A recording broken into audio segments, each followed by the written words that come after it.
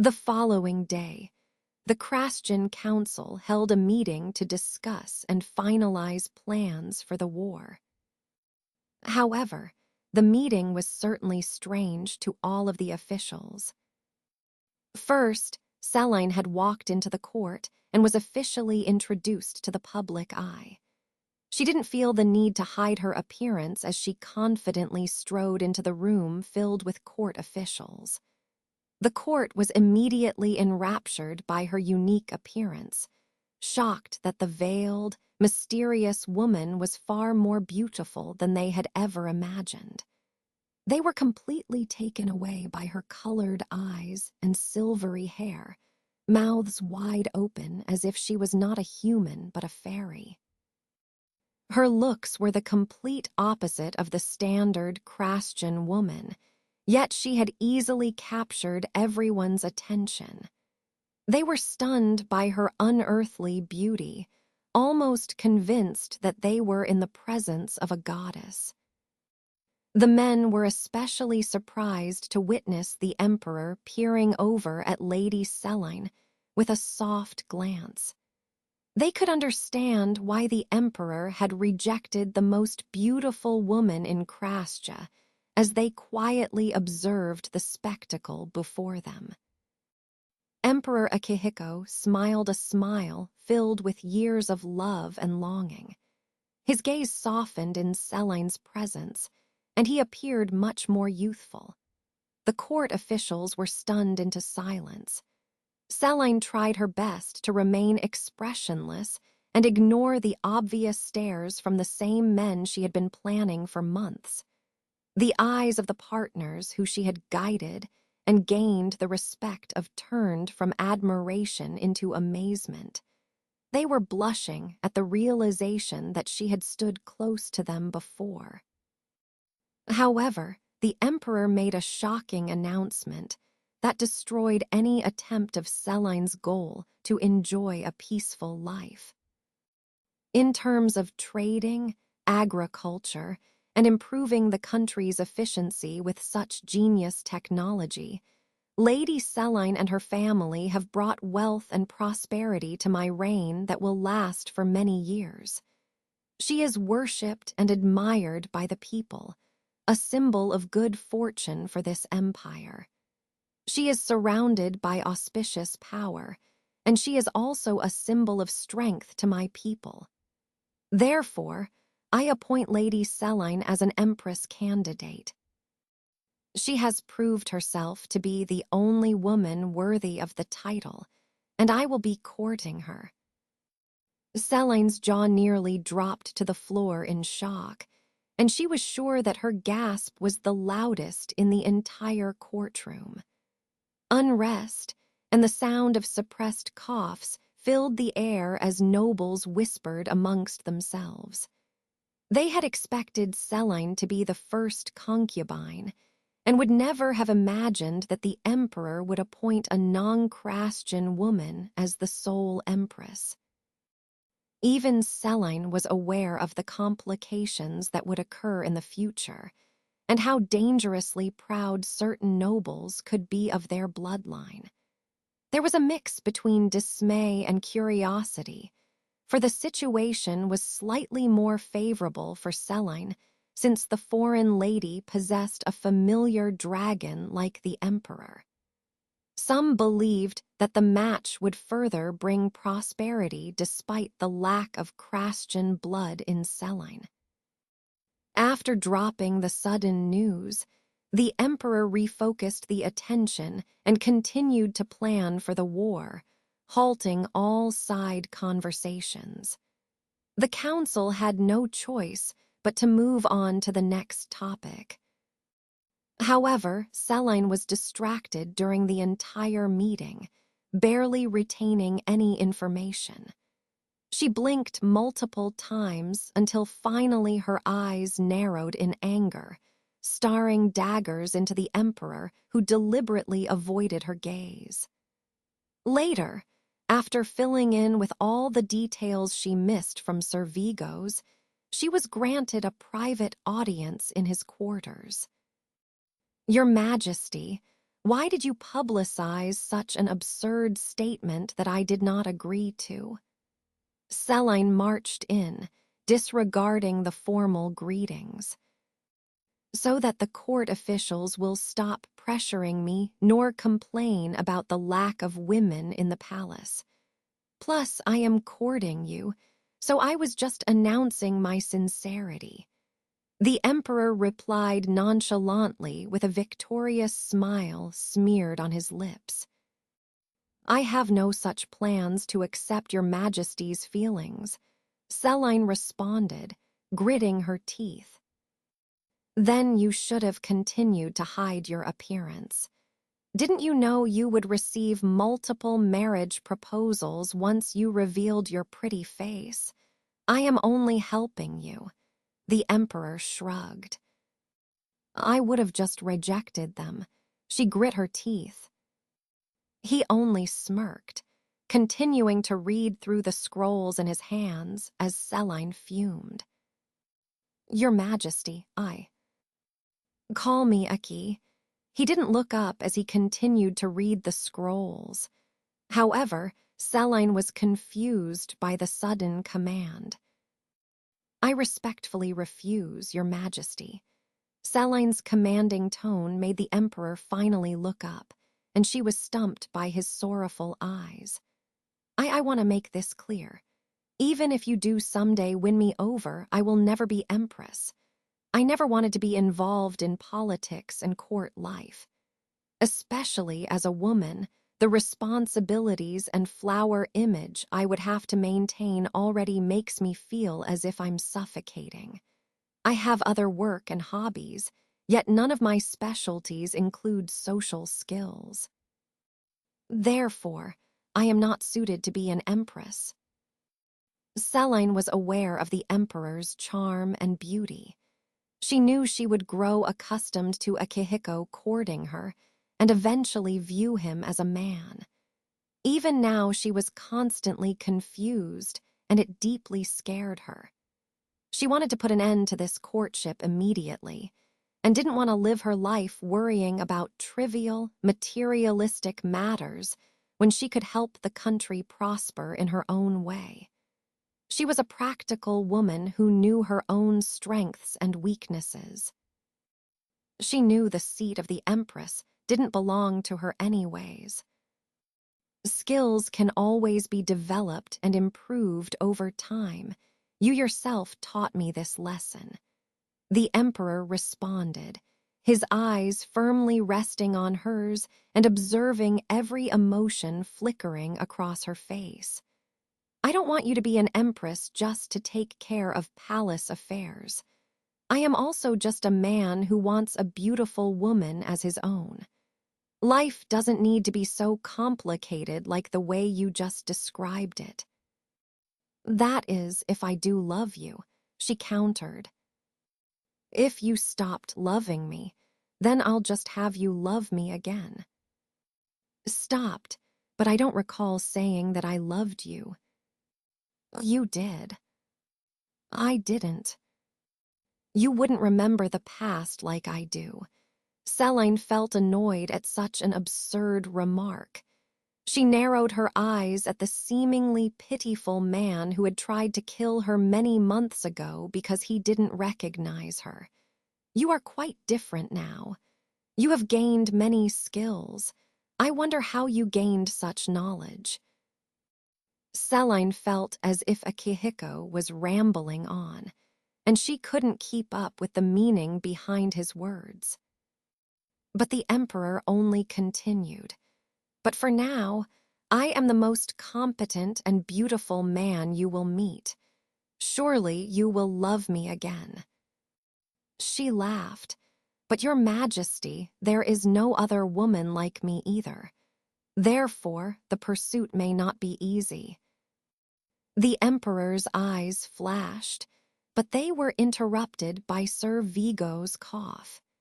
He had been standing in the room for some time, waiting for the opportunity to pass along his urgent news. Selene nodded in the advisor's direction and bid farewell. Please reconsider your proposal. "Your Majesty, I am not worthy to be Empress of Krasja." As she left the Emperor's private chambers, the Emperor's eyes immediately darkened, and the air turned noticeably gloomy. "Your Majesty, please give her time. She has never been loved by a man. The incident with the late Zionite Emperor would have probably scarred her from getting close to another man. With patience, you will win her heart." Sir Vigos bowed. The Emperor smiled sadly. "Yes, I am grateful that the bastard did not touch her this time around." His words seemed to be dipped in ice as he recalled the pathetic man who he never considered as father. "I'm here, and I am stronger now. I will wait for her for however long it takes. There is no one who will love her more than me." Sir Vigos was rather disturbed by Akihiko's remarks, yet he quickly changed the topic and ignored what he said. "Your Majesty, my close connections within the Zionite Empire has confirmed that Xavia has survived the poison." He spoke gravely. "I am not sure how that is possible. To this day, there is no such antidote that could have healed her. However, they have seen her with their own eyes. She is truly alive. How did you predict this, Your Majesty?" "Demons can't die," the Emperor murmured, deep in thought. The Emperor knew Xavia wouldn't die from a common enemy tactic.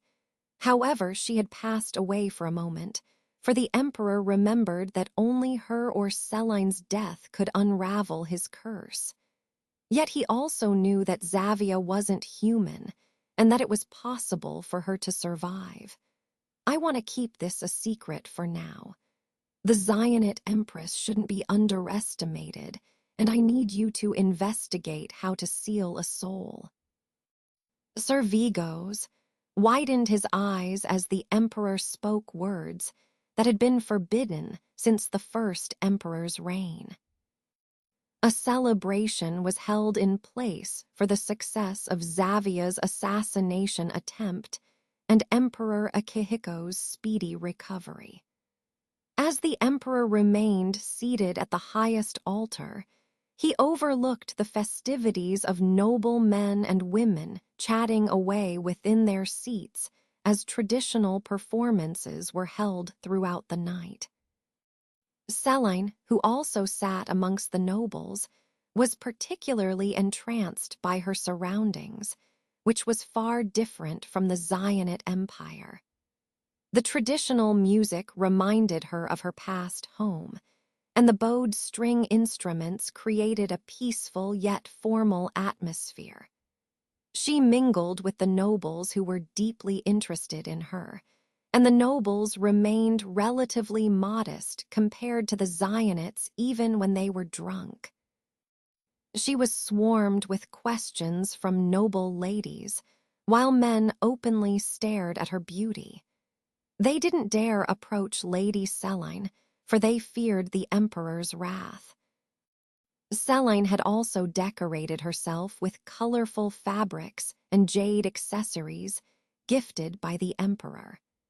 Her clothes were rather conservative and rich in color, much different from the Zionite Empire. The deeper colors contrasted with her pale skin, and her silvery hair stood out even more.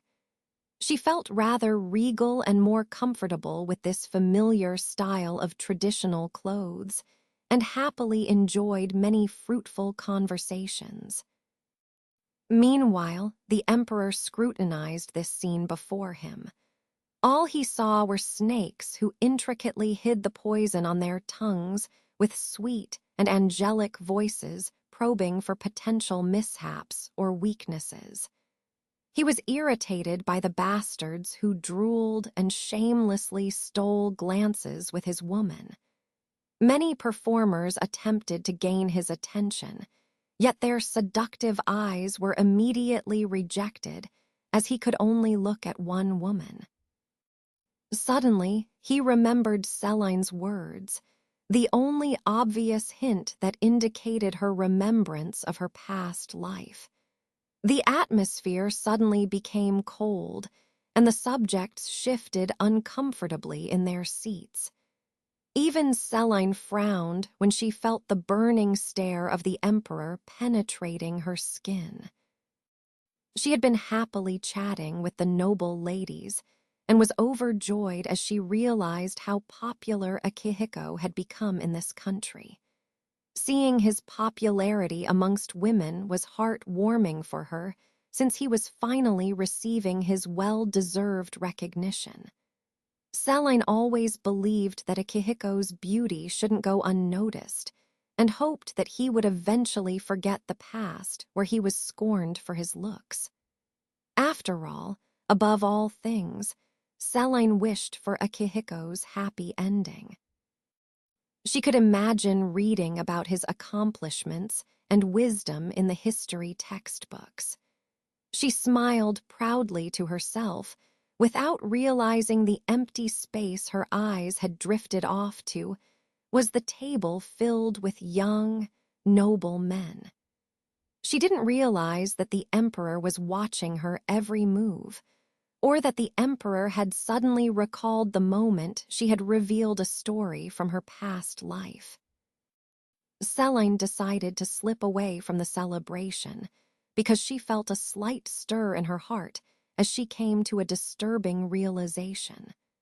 The lack of attention the Emperor gave to other women had made her feel somewhat light and happy. She sometimes caught herself gazing at the Emperor with wonder, surprised that he would meet her eyes immediately. He was always on her mind, and it seemed to be the same for him. It seemed as if the marriage proposal would be a success if Celine didn't do anything now. "I'm crazy," Celine sighed. As Celine prepared to get ready for bed, she heard a dramatic noise outside her balcony. She called for Draco, and instead found Akihiko standing tall underneath the moonlight. It was a quite sudden and surprising visit, yet she didn't immediately kick him out because the second prince had always barged into her chambers in the past. "Did your Majesty enjoy the celebration?" She tilted her head forward and walked towards him. The Emperor only stiffened, and upon closer inspection, she noticed how frustrated he appeared to be. His eyes darkened, and he stared at her grimly. That man. Emotions clouded his mind as he struggled to find the right words to say. The woman before her wore a nightgown that revealed the curves of her body. His throat became dry at the thought of another man looking at her. "The man. When you were in a coma, when you saved the man who tried to kill you that day." He closed his eyes, unsure if he was prepared to hear the honest answer. Hearing the answer would bring him despair, and dread filled his heart as he waited for a response. He asked quietly, "Do you love him?" "No, of course not." She laughed in embarrassment as she spoke hurriedly. She felt as if she had made the biggest mistake of her life by telling him her life story as she tried to laugh lightly. "I must have been out of my mind by telling such an absurd story. There is no way I would know him since I spent my whole life in the palace. I just knew he was a good man. That's why I saved him. He's also marrying Hala." Celine didn't know why, but she felt the need to emphasize his marriage to Hala. Her excuse sounded far too unrealistic, yet she refused to talk about her past life and end up sounding like a crazy woman. She desperately wished they could switch to a different topic and forget whatever nonsense she had revealed. The Emperor watched her turn red in utter silence, and the air turned slightly awkward. He clearly didn't believe her because in the past, Selene had stated that the first person she loved was shorter than her. When Akihiko had seen Zakai, he had been shorter than Selene too. It wasn't a mere coincidence when Selene had told him that story, which further fueled his anger. The only woman he had loved and devoted his life to had been with another man.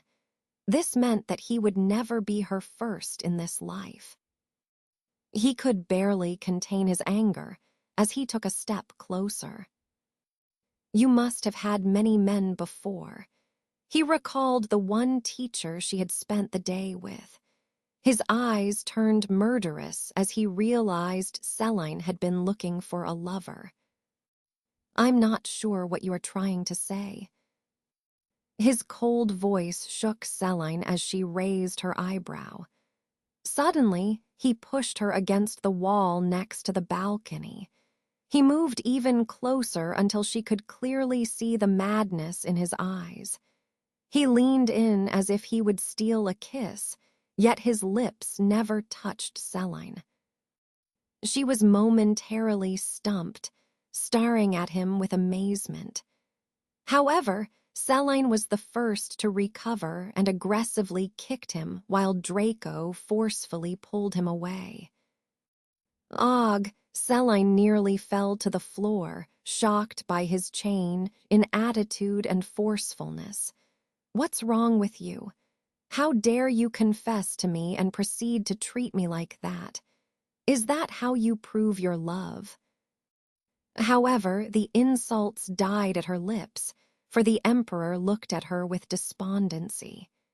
His eyes were woeful, drooping down like a sad puppy.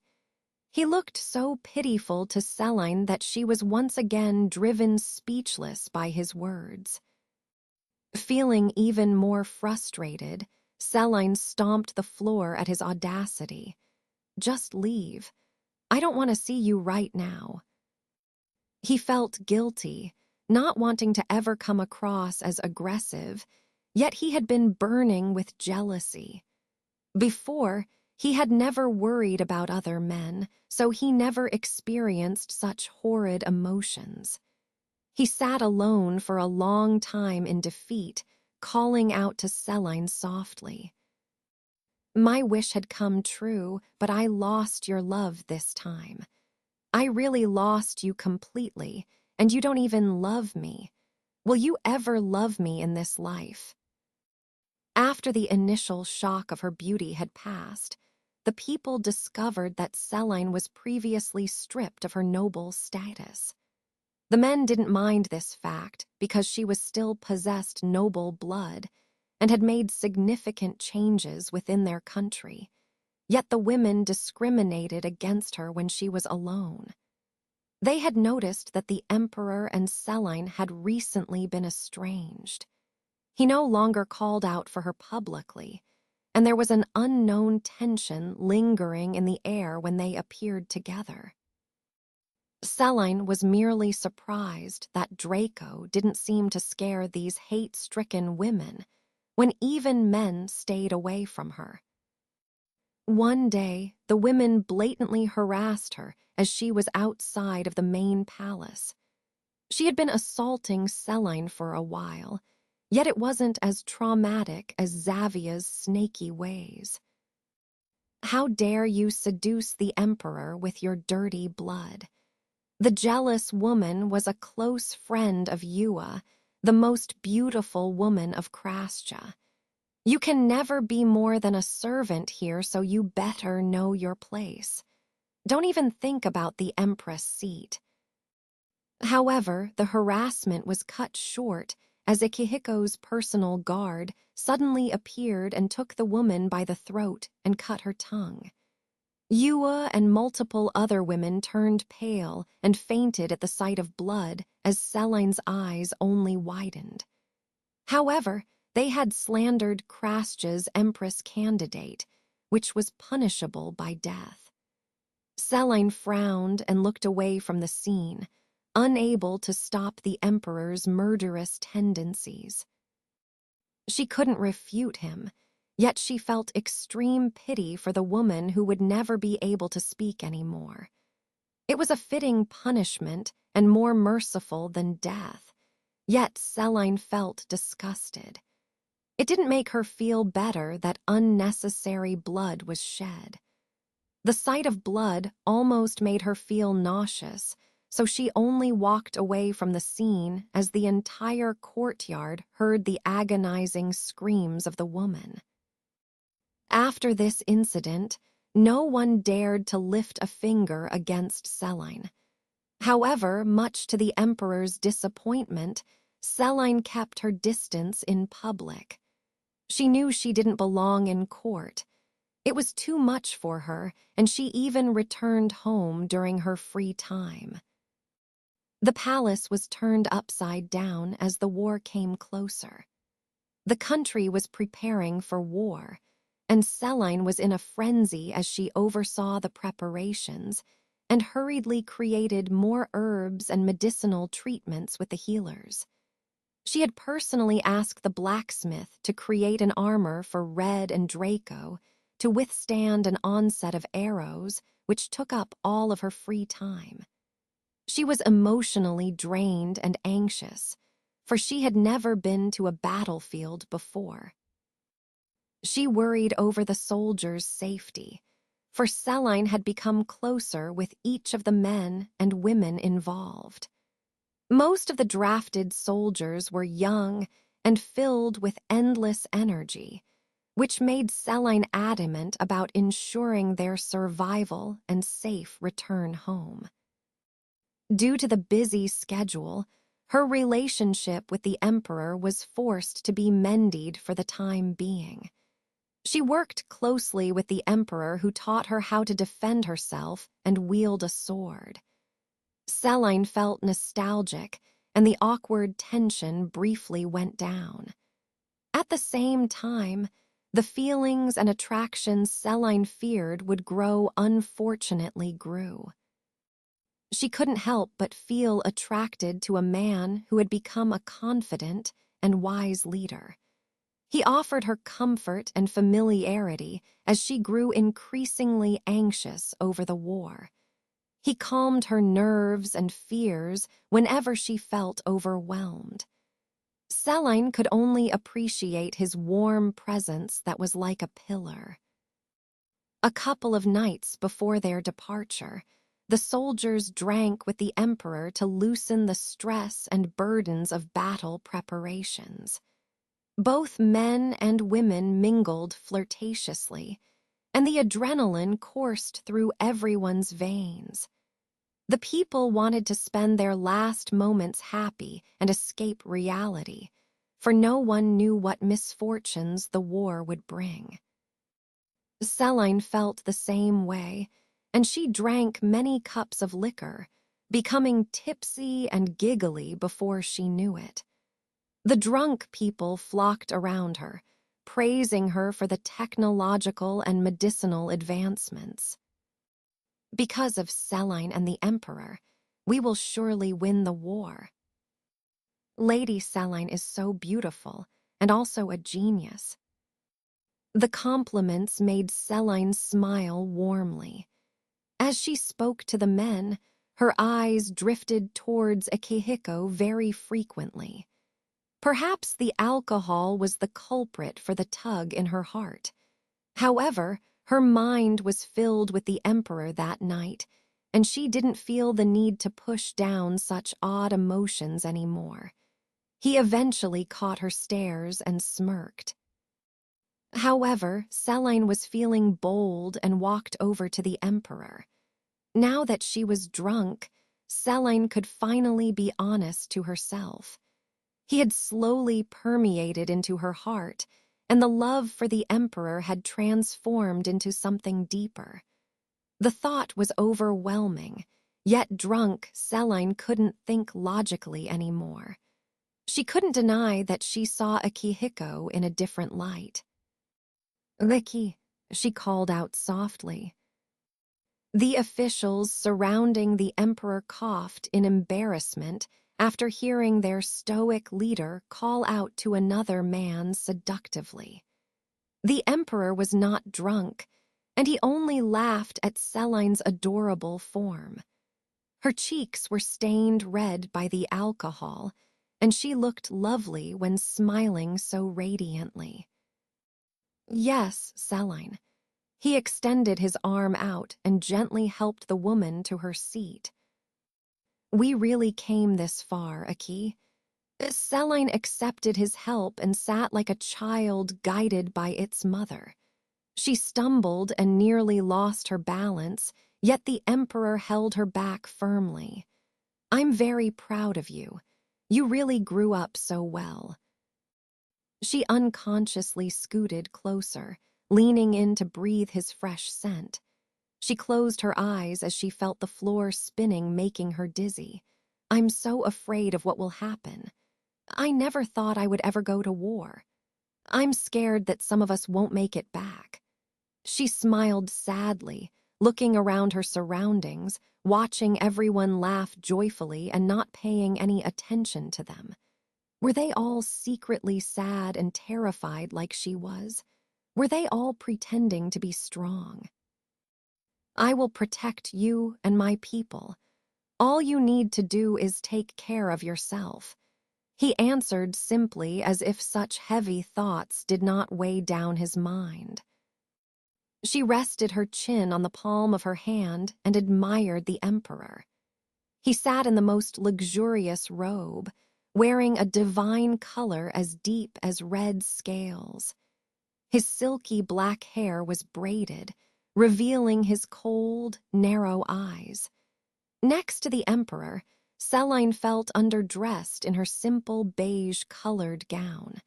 She hadn't been given time to restock her cosmetics, prompting her to go makeup-free. The only fanciful part of Celine today was her braided hair, which was pinned tastefully into a Christian-style updo. Still, the Emperor watched her as if her beauty exceeded all standards. It made her feel nervous. "I know the chances of us winning is very high. To be honest, I really feel bad for creating new weapons. I feel as if I have changed the course of history. But we just can't lose the war." She mumbled, and the Emperor strained his ear to hear. "It's worth it. I will take care of everyone," she announced brightly before slumping back down. The Emperor only raised his eyebrow and leaned even closer, smoothly brushing her hair away from Celine's face. He froze as he had never seen Celine in such a vulnerable state. He wanted to pour kisses all over her cheeks, yet he refrained himself. "I think you drank enough for the night. I will call for a servant to take you back." "Your Majesty, I've been wondering for a while now, but I must ask you a question." Celine spoke slowly, ignoring the Emperor and grabbing his arm. The Emperor sat still as she pulled him closer so she could whisper into his ear. He could only look at her in wonder as her voice tickled his ears. Without waiting for a response, she asked, "Why do you love me so much, Your Majesty?" "You truly don't look at other women, and I just can't understand that," Celine complained. "Why not?" The Emperor grinned as he watched the elegant woman abandon the manners she once trained so hard to maintain. He smelled the alcohol reeking from her mouth, yet he didn't seem to mind despite the close distance between them. "Because men during this time period have multiple women and have no sense of loyalty. You are handsome too, so all the women would have already approached you already. In fact, there is a harem for you. Do you not have sexual desires? Are you not tempted? I have always rejected you, so you must have went after other women instead." She mumbled, frowning at her own words that seemed to sound slightly jealous. "Isn't that your fault?" The Emperor smiled broadly. "What do you mean?" "You drilled it into me. You can't have multiple women at once. Don't ever be a polygamous person. A man is truly trash if he has more than one woman. He recalled all of her teachings, making Celine giggle as she remembered. You drilled it into me so much that I can't be such a whore. So why do you ask me that? Because I didn't think you took my words seriously.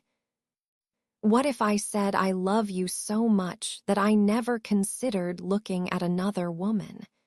He closed the distance between them, pulling her seat closer to him. But still, I asked why you love me. I truly racked my brain, and I really can't understand why you still love me. She whined. You really want to know, he teased her. Yes, tell me. I've never seen things the way you have, never lived in your world. That's why I love you. You're different, you know. You live by another standard. It is fair and just. He replied softly. That is why the second prince fell in love with such a beautiful lady. I still feel that way, but now the reasons grew by tenfold. But all you need to know is that I will only look at you. I will only love you, so I am waiting until the day you accept me. They couldn't stop smiling at each other as he whispered sweet words into his ears. Celine couldn't help but grin from ear to ear. She was drunk and wanted to wrap her arms around the emperor. She felt the desire to kiss him strongly. He's just too dazzling right now. However, lately I feel as if I don't need to wait too long anymore. Akihiko mused. Celine only laughed. Then should we fall in love properly this time, without setbacks or hard obstacles, just two people who are attracted to one another. When the emperor widened his eyes, Celine immediately took his hand and pulled him up from his seat. Before Akihiko could stop her, they were running away from the banquet hall as his men cheered them on and continued to celebrate. They ran through the palace grounds, and he could do nothing but let her guide him. He watched her small back and silver hair flow graciously against the wind as they ran past ornately decorated hallways and gardens. She pulled him along, laughing in the dead of night as she finally stopped next to a pond filled with lotus flowers.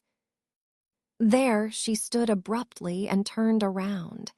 The emperor was surprised by the bold look in her eyes. With a knowing look, she smoothly grasped onto his neck and pulled her face closer to his. His sharp features and slanted eyes seemed to be the epitome of beauty. Like a dragon under the moon, he was beautiful to the point it was unreal. What are you? SHHHH. Just shut up. She giggled, placing a finger on his rosy lips. You know, I thought all emperors and kings were ugly. I would read those history textbooks and think it must be awful to marry a noble. I still think this way, but you are the only exception. Celine leaned in and kissed the surprised man.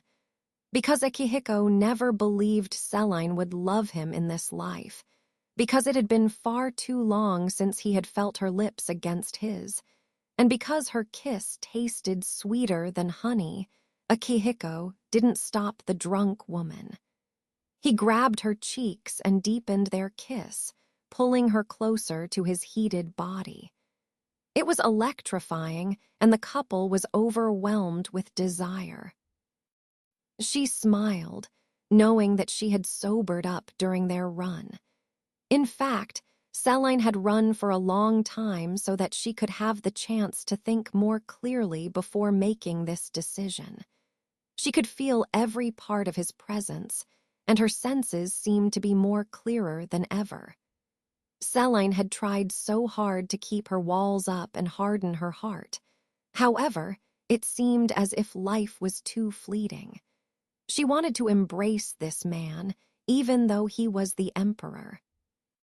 At that moment, underneath the star-studded skis, their relationship contained no promise or burdens. It was just two people falling in love. The night before their departure, all Selene could think of was their kiss. She heaved a sigh, wondering what Hala would say if she found out what had transpired a few nights ago. In truth, Selene was aware that everyone wished for their union. Selene also knew that Akihiko was the only competent man she would ever consider dating in this world. Akihiko's moral beliefs aligned with Selene's, and they were very compatible together. In fact, from the moment they met again in the night market, there were no traces of the young second prince left. Despite her constant denial, she knew that Xaden was now a full-grown man who could never be seen as a younger brother again. At first, Akihiko had been threatening and dangerous even. However, ever since his first marriage proposal to Selene, she had unknowingly been caught up in his games. She hated to admit it, but the Emperor's recent collapse had hit her like a rock as she realized what he truly meant to her. It was a strange feeling, for she didn't think there was much growing left to do since she was mentally old. Over time, Selene's heart had slowly healed and given her a chance to live normally again. Her usual numbness had slowly disappeared, and she found life to be full of vivacity. The budding feelings for another person had flourished like a flower within her heart. After spacing out for so long, Selene felt lost in her own feelings. She wanted to empty her mind and contemplate what these newfound emotions would mean.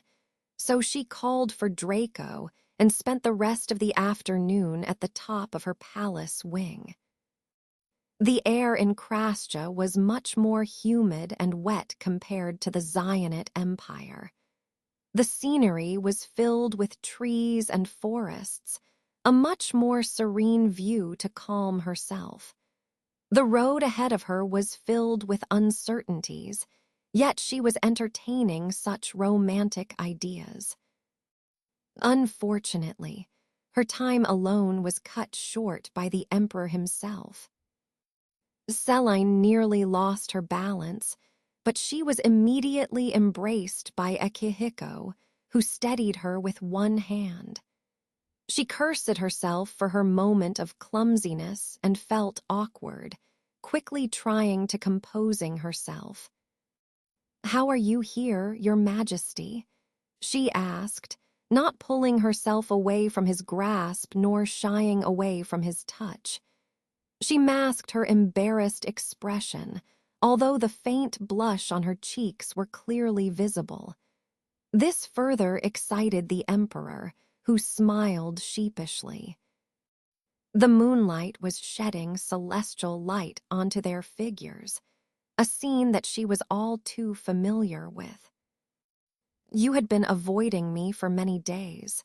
It was almost as if you were shy," he responded bluntly. "Ah, yes, it probably seemed that way. I had a lot on my mind." She laughed awkwardly, flinching as he seemed to move slightly closer. "Is it because I did something wrong? Or are you ready to love me now?" He grinned, as if he already read all of Selene's thoughts. She blushed slightly, her heart seeming to quicken its pace at the mention of love. She cursed herself for being aware of her own feelings, for Selene couldn't stop her cheeks from staining red. "If I asked you to marry me, would you say yes?" He looked at her earnestly, trying to push for a confirming answer. "Why, Your Majesty, my answer is still the same. Even if I have feelings for the Emperor, I don't want the Empress' seat. I dream of a simple life, free from trivial drama or worries. I refuse to raise my children in such a stressful environment. Celine replied honestly. But do you love me? He pressed on. Celine only looked at him calmly, amazed by how brilliant his beauty shined under the moon.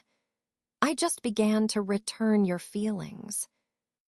The disappointment and frustration in Celine's response nearly drove the emperor crazy. He wondered why such an accomplished woman craved a boring life when he could give her riches. He was also not going to give up easily, especially now that her heart had slowly begun to open up. Akihiko was certain that Celine would accept him one day. They sat on top of the palace roof, staring out into the night sky, basking in nature's majestic beauty. Celine's heart was beating loudly, for it reminded her of the past, where they always looked at the desert night in the Zionate Empire. It filled her mind with nostalgia, and their conversations drifted to their most cherished memories. She never felt any romantic emotions during that time, yet the memories had somehow become more romantic now. Celine smiled at him, unknowingly capturing his heart an infinite amount of times. Actually, you make me feel very safe and comfortable. The scary world isn't so monstrous anymore, and I don't need to uphold the standards of this time period due to your majesty, she confessed. The emperor only stared at her silently, which was what Celine was used to already. He didn't enjoy chatting much, yet he loved to listen to Celine and often converse with her. Her beliefs and ideas were profound, and it always amazed him. I wish you remained here with your family instead of joining the war. The emperor sighed in defeat. Yet I know nothing I say or do will keep you from going. What kind of comment is that? I deserve to be there, and I am equally as dangerous as you. Celine laughed at his ridiculous remarks. You know I'm not a weak princess. Don't offend me, she warned. The emperor only nodded, pouting as Celine seemed to take his words the wrong way. I just want you to be safe. It is very dangerous, and you have never witnessed a battle scene. You also hate violence, and without Draco, you have no physical strength. Your Majesty, Celine's voice turned cold. Did he really have to ruin the moment? If Draco dies, so will I. Don't worry about me like that because this is my choice. If anything, your Majesty's position is more dangerous than mine. Please remember that you were the one who dragged me to the palace, not me. But that was before I regained my memories and realized how truly precious you are to me. The emperor protested. After giving the emperor one long look, she realized he seemed very dejected and anxious, as if this topic had always been on his mind. This further agitated Celine. Well, that's too bad. I'm not going to apologize and step down just because you feel that way. She rolled her eyes, annoyed by his sudden immaturity. Why was he bringing up such a topic now? Did he really think she would change her mind one day before their departure? Who did he take her for? The awkward silence engulfed the two adults until Celine heaved a sigh and spoke more softly. All right, let's stop for now and get some rest. We must sleep early for tomorrow's departure. As she began to stand up, the emperor caught her, gripping her arm very tightly yet delicately. Your Majesty. If you want to leave, then kiss me. Selene looked down at her hand, shocked at his boldness. When did he become more shameless than her? Why? Because his eyes were stubborn, and it seemed as if he was still bothered. Because what?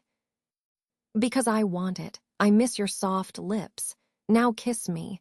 Please, he pouted. Akihiko looked dead serious.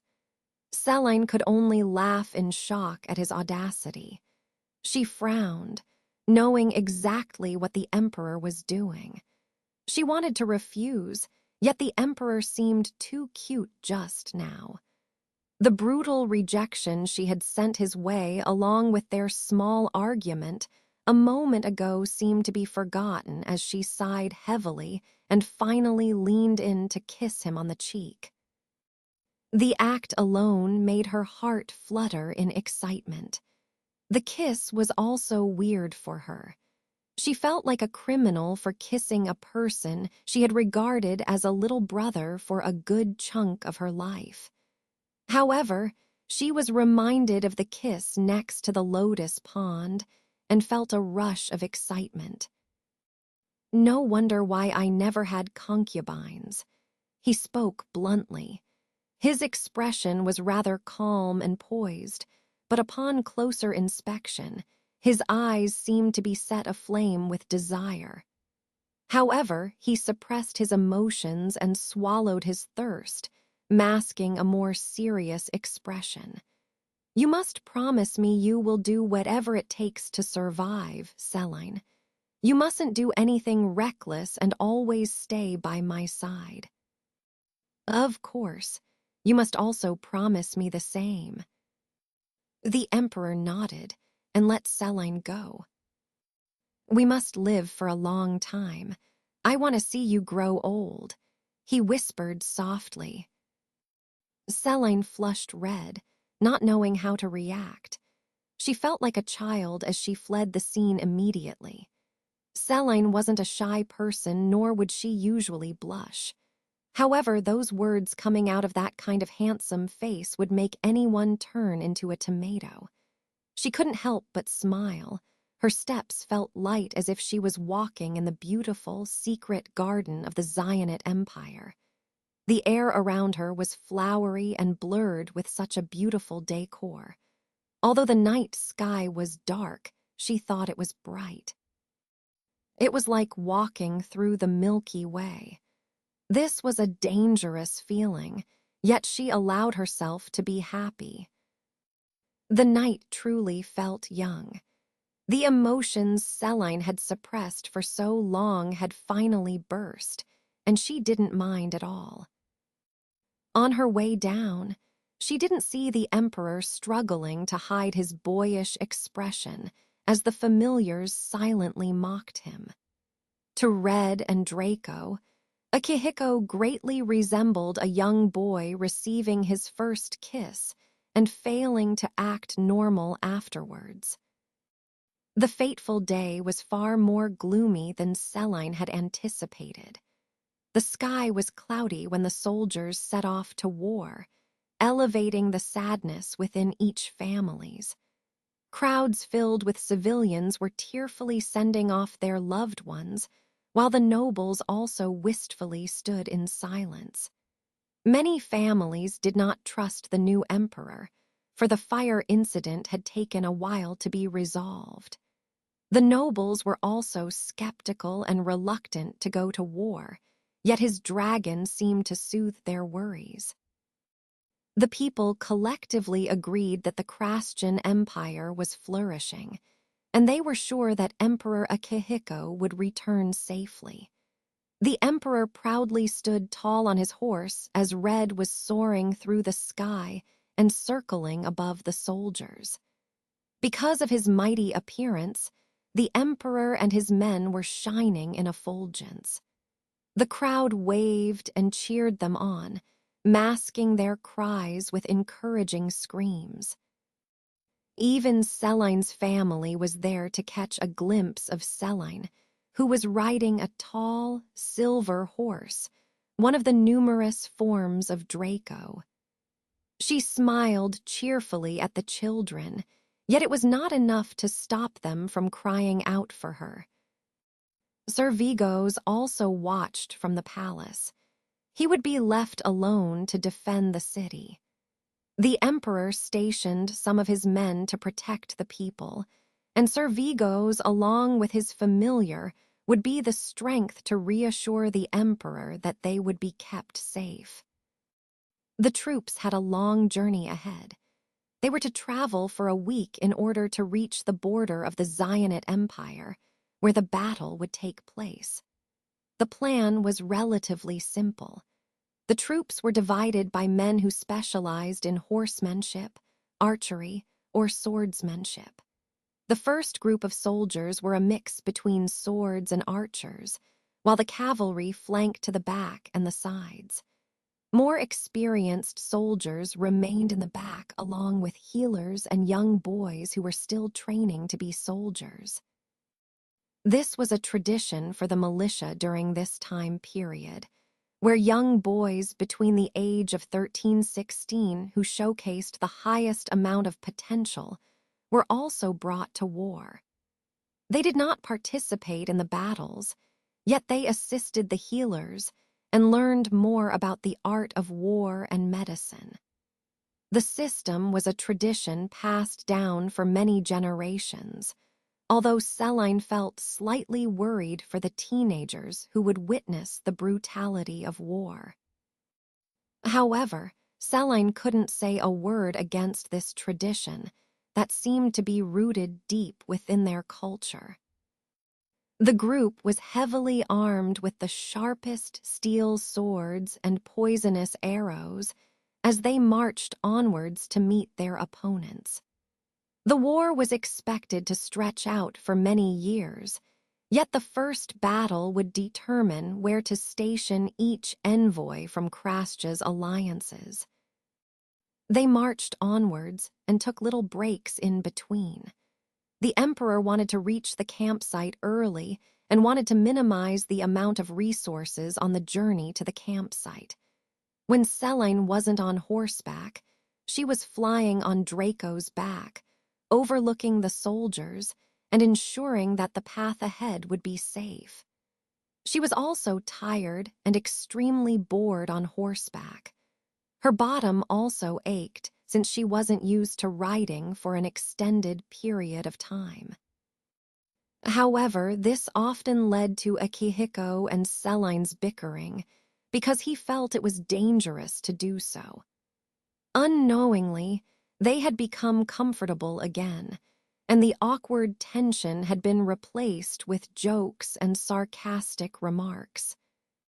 On the 5th day of their journey, Celine was exhausted to the point she regret joining. Riding on a horse all day and night was easier said than done. She absolutely abhorred camping. The only thing that made time pass by more quickly were the soldiers' gossip. She also noticed a group of young boys who were gawking at her appearance. It became quite bothersome as Celine realized she was the only woman in the group. It was obvious that men would lust after her like predators, yet they dared not to touch the emperor's precious woman. As they stopped to rest after discovering a nearby stream, Celine jumped off of Draco and let him recover for a while. She helped assist the emperor and stuck by his side as the group hunted for food and ate. They worked efficiently, and the group seemingly bonded over the teamwork. As night befell them, Celine decided to wait until all the men had gone to sleep. Then, she left the site to bathe in the nearby stream. Celine felt extremely dirty and wanted to take off her clothes, yet the emperor stood hovering over her as she was about to strip. "What are you doing?" she demanded. "I'm covering for you so that nobody will see." He didn't move an inch even as she tried to push him away. "Nobody is here right now. Everyone already bathed except me. I made sure I'd be the last one so I'd be alone. She rolled her eyes at his stubbornness. Still no. Celine's cheeks burned. Usually she wouldn't care, but it was different now that he had confessed to her like that, especially since she had begun to grow feelings for him too. Then turn around. You can't look at me either. He smirked, his lips curving upwards as if he came to a pleasant realization. You used to not care when we bathed together in the past, but I guess it's different now that you like me too, huh? After that remark, Celine splashed water onto his face. Get out. Akihiko laughed, the exhaustion disappearing from his expression as Celine struggled to push him away. I'm serious, though. Even though I already announced you as the Empress candidate, some of these men are instinctively animals at heart. He became serious and turned around in respect. Celine held in her response, wanting to point out that the only man she should be careful of is him. Instead, she stared at his back continuously as she began to remove her clothes and wash herself. Sometimes he would pretend to turn around and nearly give Celine a heart attack. She'd jump into the water and curse him indefinitely. It seemed as if the two forgot that they were in the middle of a journey to war. The next day, as Celine fed Draco some snacks, a small boy walked towards her. She turned around and smiled delightfully, finding the little boy to be adorable. He had messy black hair and a baby face with the roundest eyes.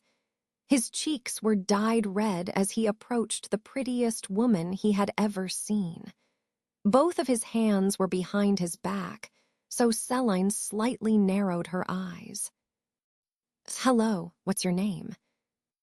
I am called Aaron, he replied shyly, blushing even more. Hi, Aaron, I'm Celine. What brings you here?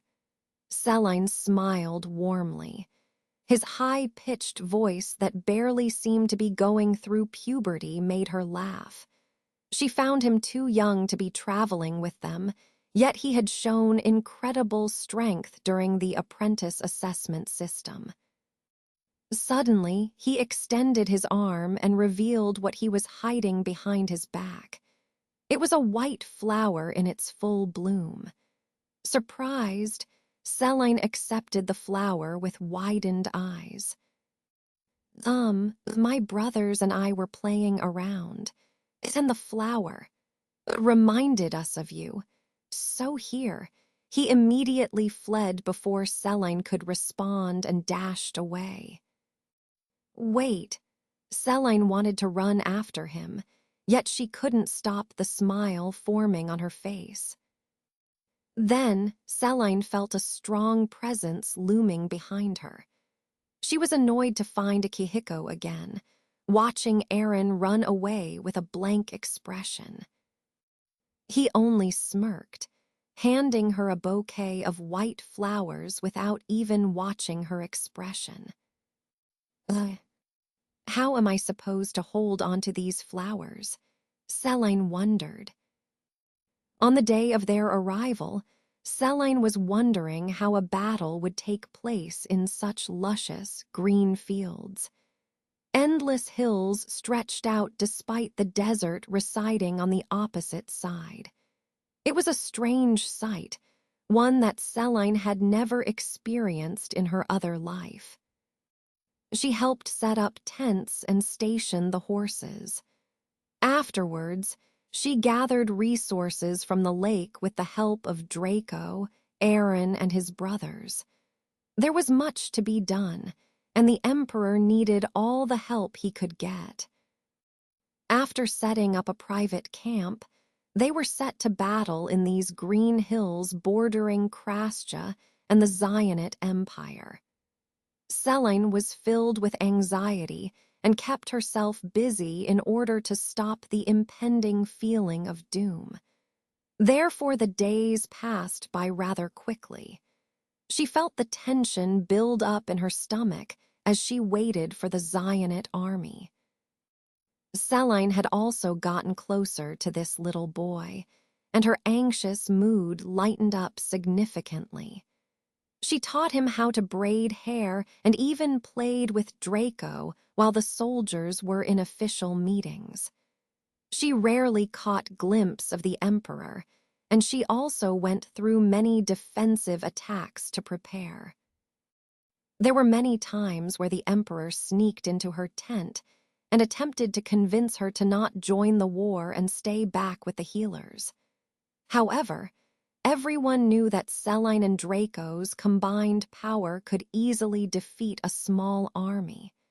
Her strength was needed, especially since this was Krastja's first battle. When the Emperor realized that he would never succeed in convincing Selene, he switched his tactics and gave her rigorous training in martial arts. Selene was able to yield a sword and practice combating with multiple soldiers. Before she knew it, Krastja was facing the monstrous men of the Zionite Empire.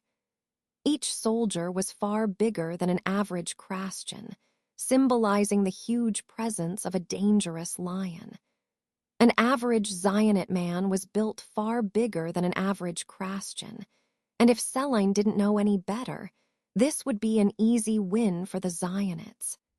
However, agility and Krastja's advanced technology prevented Selene from worrying about size or height differences. She also didn't question Akihiko's abilities. She scanned the opposing side for Emperor Leith and the general, who were nowhere to be found. It seemed as if the Emperor blended into the crowd of soldiers covered in armor. Every soldier from the opposing side was covered from head to toe with protective gear, creating an intimidating front. However, one person she did not expect to see was the curly-headed woman who had ruined the lives of many. Selene's jaw nearly dropped to the floor in shock, even more so when Akihiko, who stood beside her, didn't seem to be fazed by her reappearance. "That bitch is alive," a soldier spit out as they watched Xavia flank to the side of a soldier. This soldier seemed to be more isolated than the rest, although he looked the same as the rest. Selene squinted her eyes and realized he was Emperor Leith, for there was a lion standing next to them. It was rather difficult to discern the Zionite Emperor from the group of soldiers, and Selene felt restless after watching the spectacle before them. The concubine was dressed more like the Emperor than the Emperor himself. Selene felt an eerie sense of discomfort, as if she was receiving an ominous premonition. "Did you know she was alive?" She turned to Emperor Akihiko. The Emperor merely shrugged as if it didn't matter. For Akihiko, he would defeat her in this life. His only worry was keeping Selene alive and away from her touch. However, Selene had no way of knowing what he was thinking. Selene narrowed her eyes at Xavia and observed her closely. The concubine looked as if she had come back from the dead. Her skin was so pale that she gave off a bluish tint, and her eyes were sunken in to the point that Selene could barely correlate her to the once feisty woman with honey-colored eyes. The entire army also seemed to be lacking any sort of human emotions. They stood silently, awaiting for their leader's orders without a single trace of movement. What is going on? How did Xavia survive? Selene was too shocked to wrap her head around the current situation. She wanted to question the emperor who seemed to know something. She was uncertain and concerned for the Christian army, yet there was no time to think, for the sound of a horn exploded through everyone's ears, and the battle finally ensued. Emperor Akihiko gathered his men, and they let out a cry in unison. Selene could only watch as she witnessed her first battle. Selene felt numb as she flew high into the sky and shot arrows down below. She moved without a specific pattern so that arrows wouldn't find their way to Draco. He flew high up, then immediately dropped, crushing multiple enemies. The opposing side couldn't withstand Red's fire nor Draco's giant form. It was impossible to penetrate their scales, for Selene had created armor to withstand the poisonous arrows. However, Selene and the Emperor noticed that the soldiers' numbers were much smaller than they had expected. The battle was far too easy. Krascha was clearly winning, yet some of the Zionate soldiers had been rather weak and timid. At first, she assumed it was because of the two dragons on their side. Adrenaline rushed through her veins, and she couldn't properly observe her surroundings. The world was too chaotic for her, as she continuously brought down the enemies from left to right. However, Selene felt a strange sense of discomfort. Draco flew up into the sky, and Selene was finally able to see how small the Zionate army had become. It was less than half of the soldiers she had seen right before the horn had blown. Where did they all go? Selene looked down to inspect Xavia's face, and her frown only deepened. Although Xavia's eyes narrowed in surprise by their sturdy weapons, she still smiled arrogantly as if she had already won. By the time Selene and Akihiko realized something was amiss, it was far too late. The high-pitched screams began and sharply rang into their ears. However, it came from behind the Christian infantry and cavalry. The soldiers stood frozen, and the Zionites slowly retreated, signaling that the battle for today was over.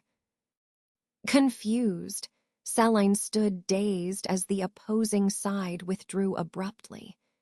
It hadn't been long since the battle started, and there was no clear winner until a side forfeited, although the situation had been favorable to Krascha. The group wondered where the screams were coming from and why it was so faint from the battle scene. It only took the Christians a second to realize that the Zionites had suddenly appeared from the side and encircled the army, avoiding a full-on frontal attack. Instead of fighting fairly, the Zionites went in hot pursuit towards the defenseless healers and young teenage boys back at the campsite.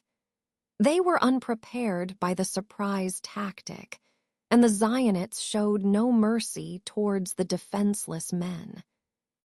The act was unspeakable and evil at heart.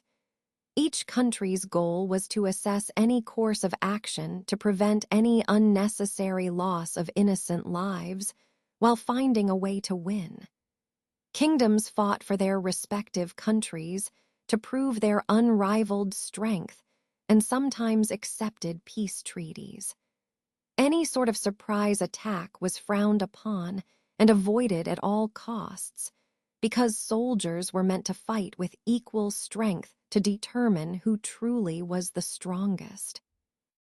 Such dishonorable tactics were forbidden, and each warrior was thoroughly disciplined and taught to uphold a moral code.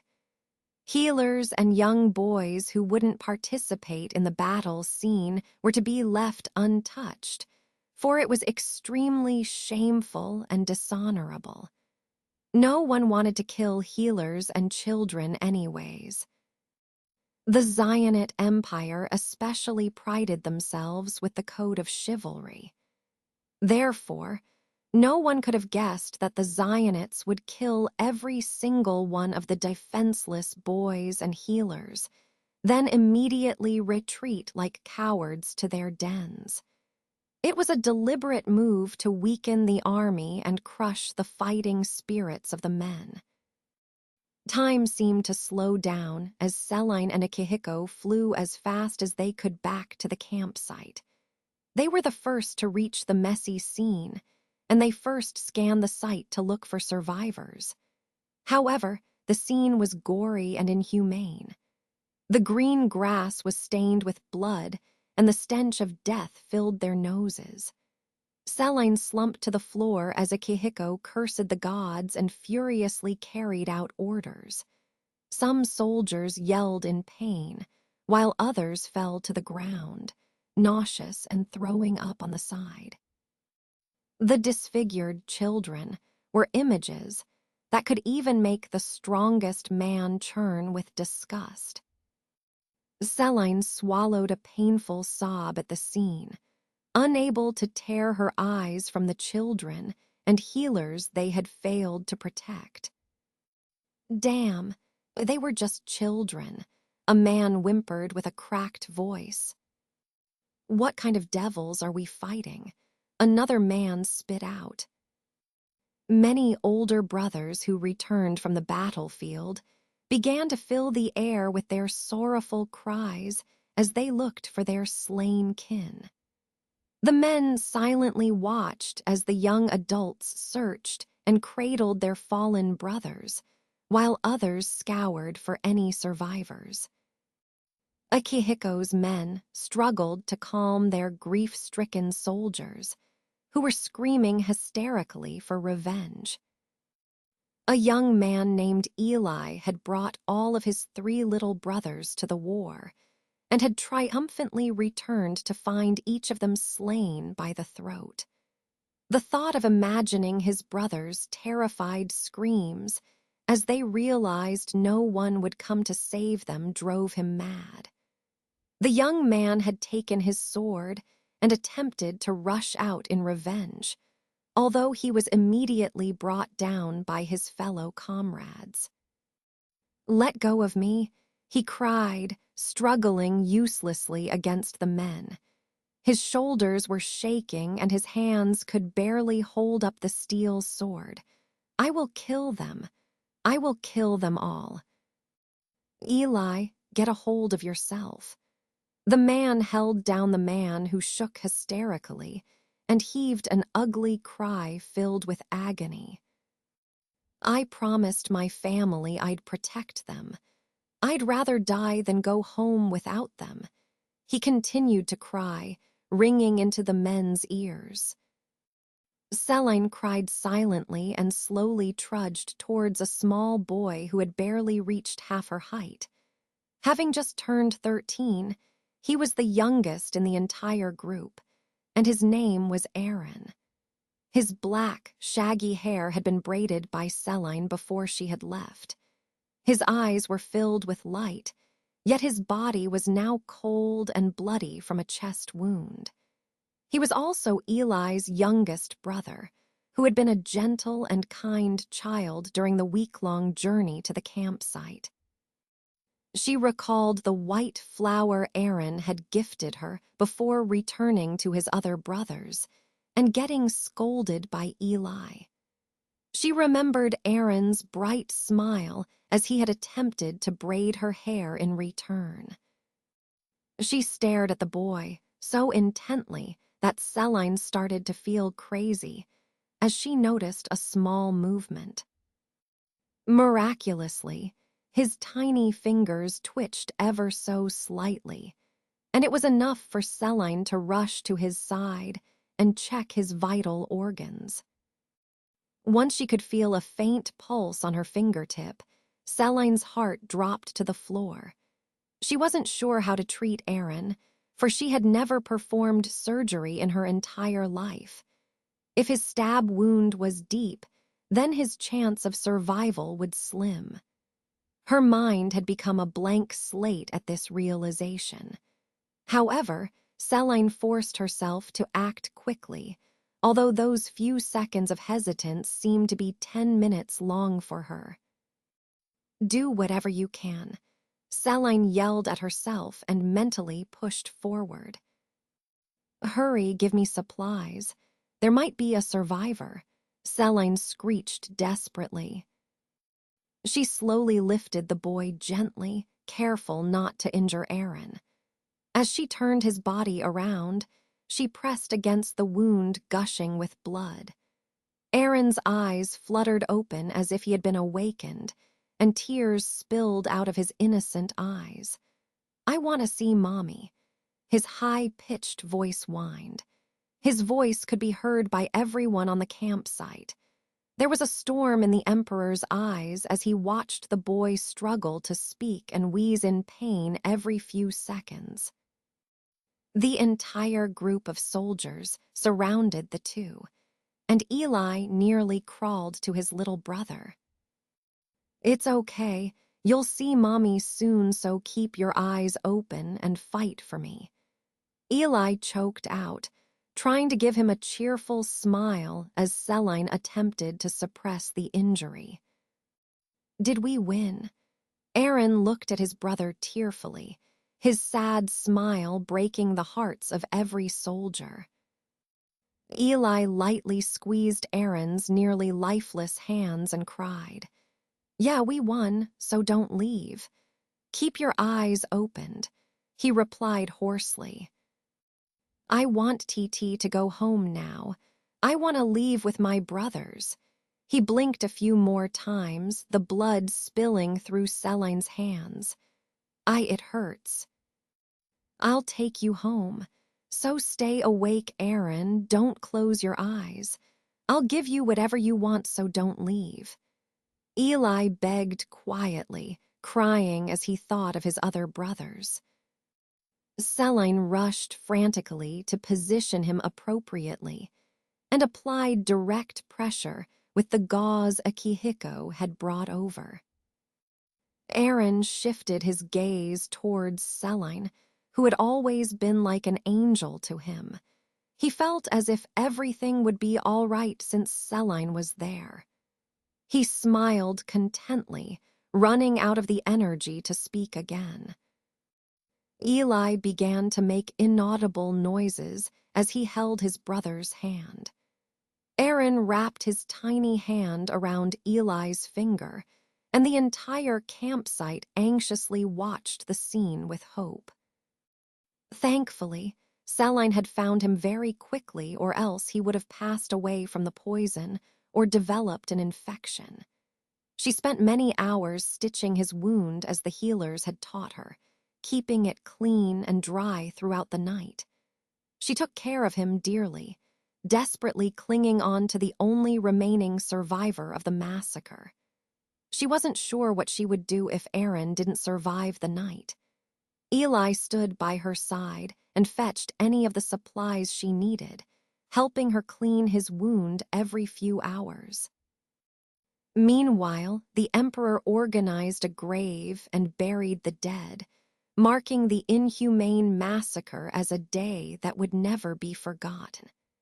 The agonizing screams and cries of vengeance turned into a sorrowful song of the night. The sounds were hauntingly sad, yet there was a promise for vengeance, along with a farewell tune for the young lives that were lost. The Christians had suffered a major blow today, yet the Zionists acted as if they had lost. Xavia watched in annoyance as many soldiers committed suicide as the guilt literally consumed them. Was my plan that evil? She asked no one in particular. She wrapped her arms around Emperor Lath's neck and patted his soft, golden hair like a loyal dog. Celine's father had been furious by her proposal and couldn't stand Xavia anymore. He had rejected the surprise tactic proposed by her. The concubine had simply stabbed the old man and thrown him down a hill, then joined their side. He was left to die, and the Zionists had no choice but to obey her orders. It was a sleepless night for the remaining soldiers, who were anxious for their own healers and apprentices. Sometimes, Selene would leave her tent to treat others. She had taught each of the soldiers how to perform basic self-medication procedures and disinfect their wounds. She only looked for soldiers who had more serious injuries before returning to her private space. She was the only healer left, and the soldiers urged Selene to rest in order to preserve her strength. Eli would watch over Aaron and call her if he began to show signs of a fever. She entered the tent one last time to check up on Eli and Aaron. Eli was huddled close to Aaron, possessively watching over him with fondness and deep affection. It tore Selene's heart that they experienced such a heart-wrenching event as adolescence. The suffering in Eli's eyes broke Selene. "Hey," Selene greeted hoarsely as she walked over to sit next to Eli. He jumped up and was about to bow when Selene stopped him. "'S my lady." Selene awkwardly waved her hand and ushered him to sit up straight. "Your brother is an angel to all of us. This should have never happened in the first place." Eli clenched his fist and nodded, his expression hardening. "My lady is the angel," he blurted and blushed in embarrassment. "You saved my brother when I thought all was lost. I was about to lose myself, go mad even. I am truly indebted to your highness. I will never forget, and I will vow to be a soldier worthy of you." She laughed softly at his vow, and Eli's ears turned red too as he clamped his mouth shut. "How old are you?" Selene asked. "I am 17, your highness." She sucked in a breath. It's his first fight. He had just become a soldier and was barely old enough to protect his brothers. "Oh, well, Eli, I'm sorry for your loss today. I'm sure your brothers are watching over you right now." She smiled sadly. "No number. I will avenge them. I will make sure those devils pay for what they did." His eyes that were brimming with tears had become determined with deep hatred and lust for vengeance. Selene could tell that he would one day be a great warrior or go down a bitter path. Meanwhile, Akihiko and his officials were in a private meeting, planning out the next few battles. It seemed as if the concubine controlled the Zionite army, for her presence was more dominant than the emperor himself. Based on the recent news of her black magic usage, it was dangerous to assume that the soldiers were not affected either. The situation was grave, and the meeting lasted for many hours as the representatives from each alliance, along with Akihiko, sketched out the various tactics one could use. The emperor was wise, and he could easily calm a sea of men. He had used their sorrow and turned them into anger. His words sparked a fervent pride within each individual for their country, and the drive for vengeance immediately restored the soldiers' spirits. Selene returned to her own private tent, reflecting over the recent events. As her heart slightly cooled down and the weight of the battle affected her, she searched through her memories to see if her biological father was present during the battle. She believed that he was an honorable man who would never conduct himself in such a dishonorable act. She had read enough of the Zionite Empire's military tactics to know that surprise tactics brought them humiliation and was the lowest method of action. Selene was also intrigued by Xavia's horrendous appearance that looked worse than death itself. She was curious as to how she had survived after drinking the most poisonous tea leaves, and why she seemed to be an important figure to the entire band of army. Selene knew that such troubles would occur, and she wondered if they could win a war when the opposing side used such evil means.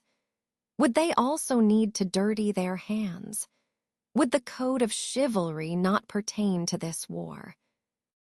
This prompted Selene to immediately begin working on her new inventions, knowing exactly how to end this war. The blueprints and the parts required to assemble her desired object had been already made beforehand.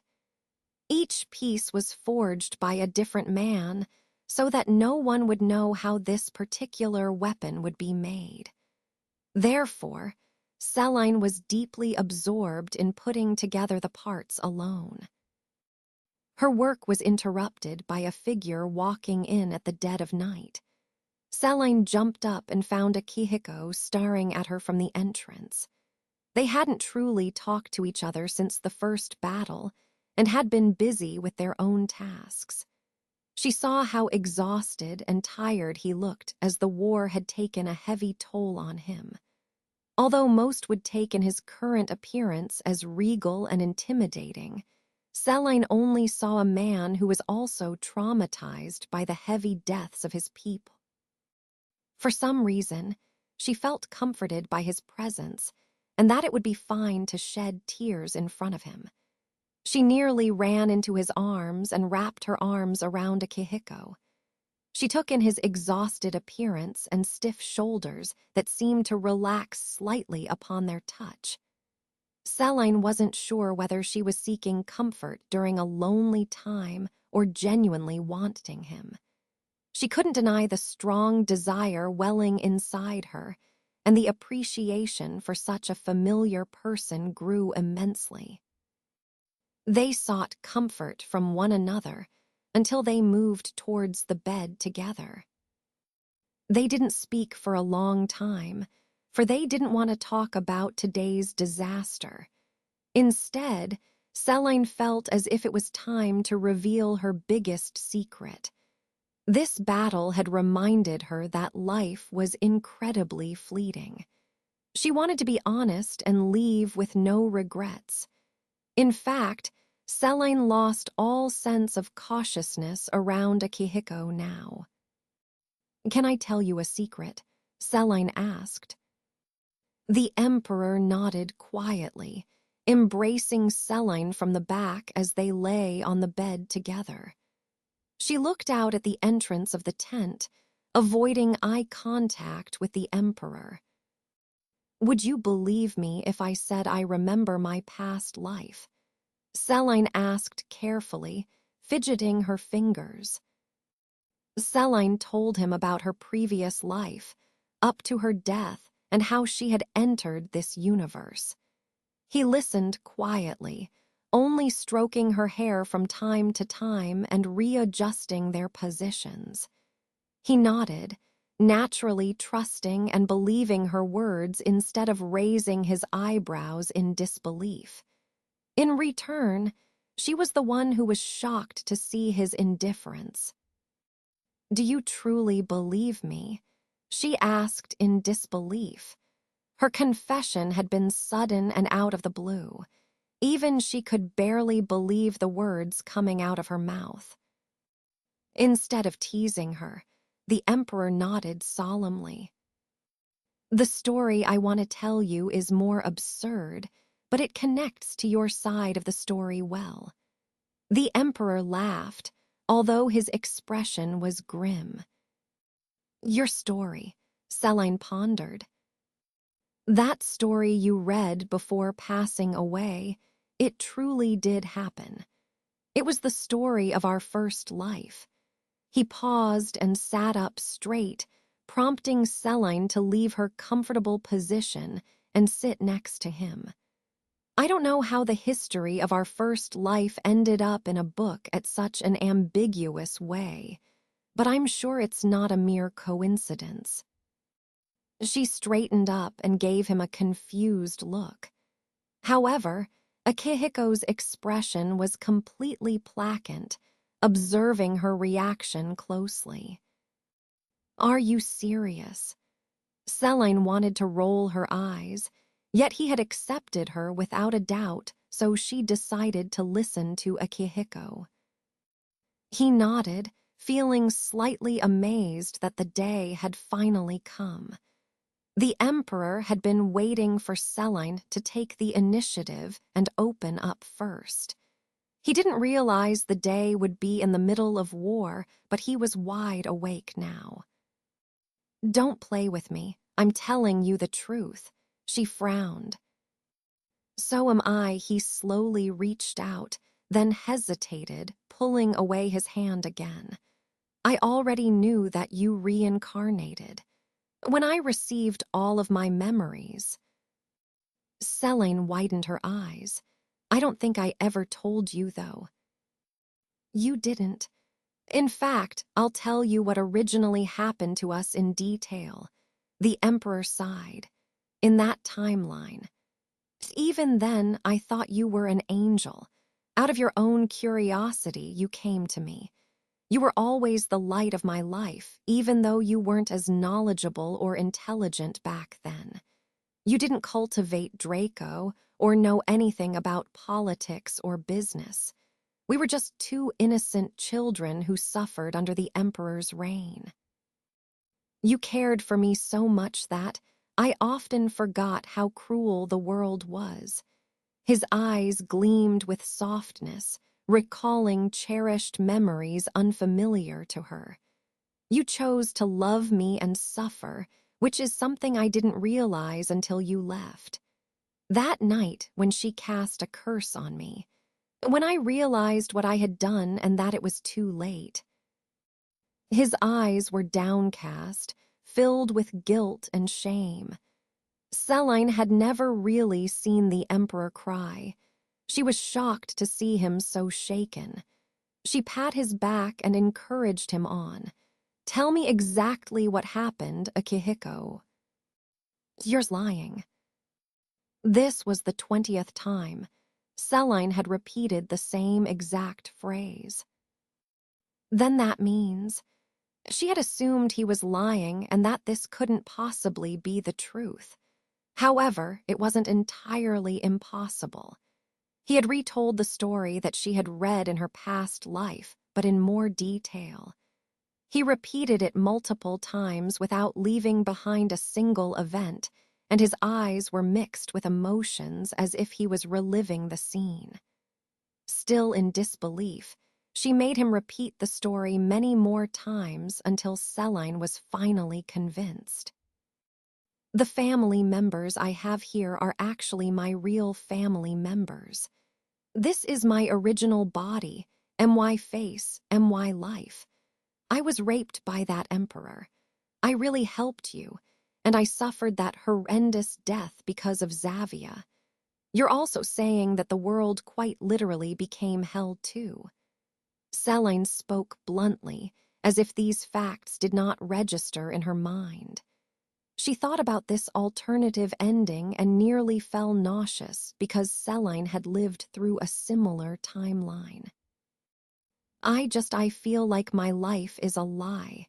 She shuddered, deeply disturbed by the realization. It still didn't seem real to her. She still felt emotionally distant and sometimes out of touch with reality. However, imagining that the story she had read about was about her own. Celine frowned. "Then that means I loved you." She was fascinated by their original story, and her tears unknowingly spilled out again at their tragic end.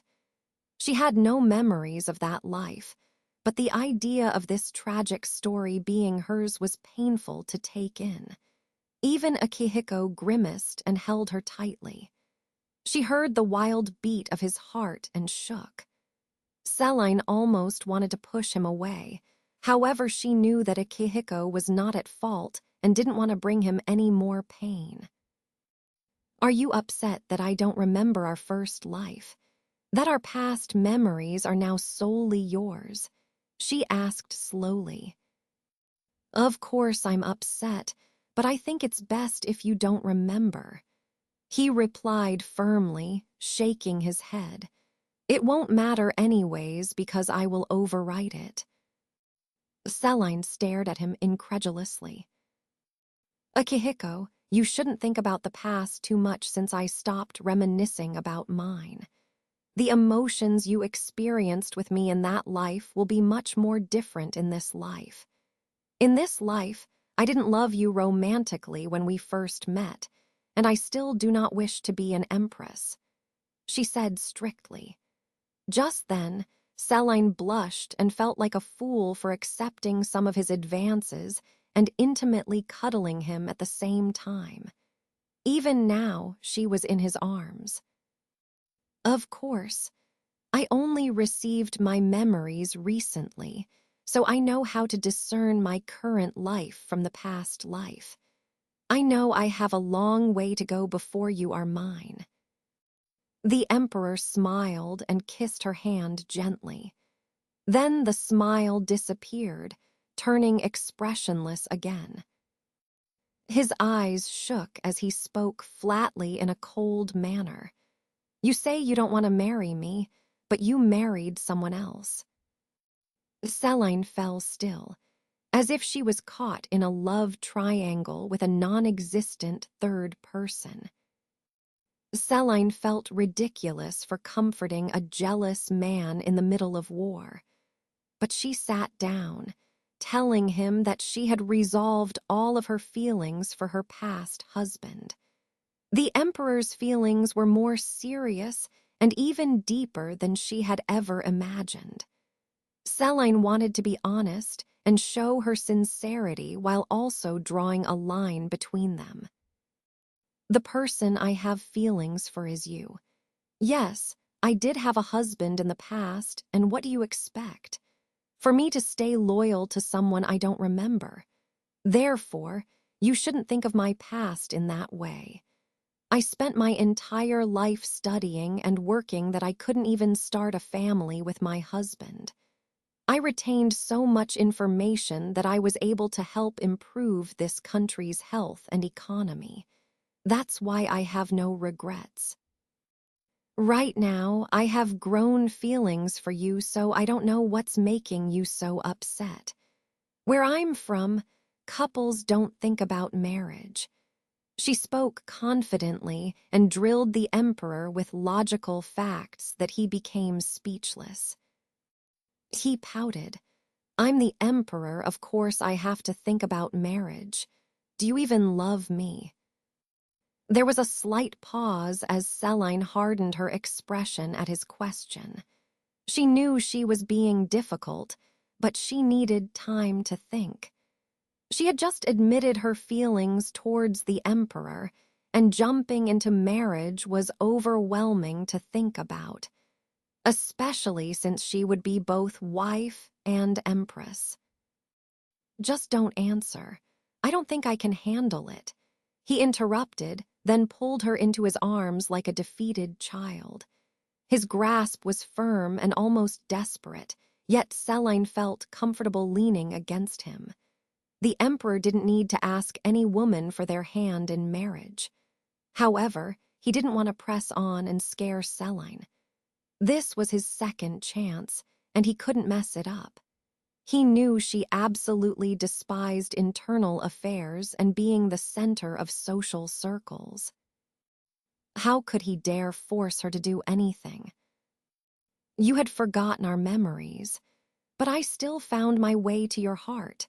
I am at least thankful for that. He smiled at last, seemingly convincing himself to calm down. He had felt a strong urge to murder the man who resembled her late husband.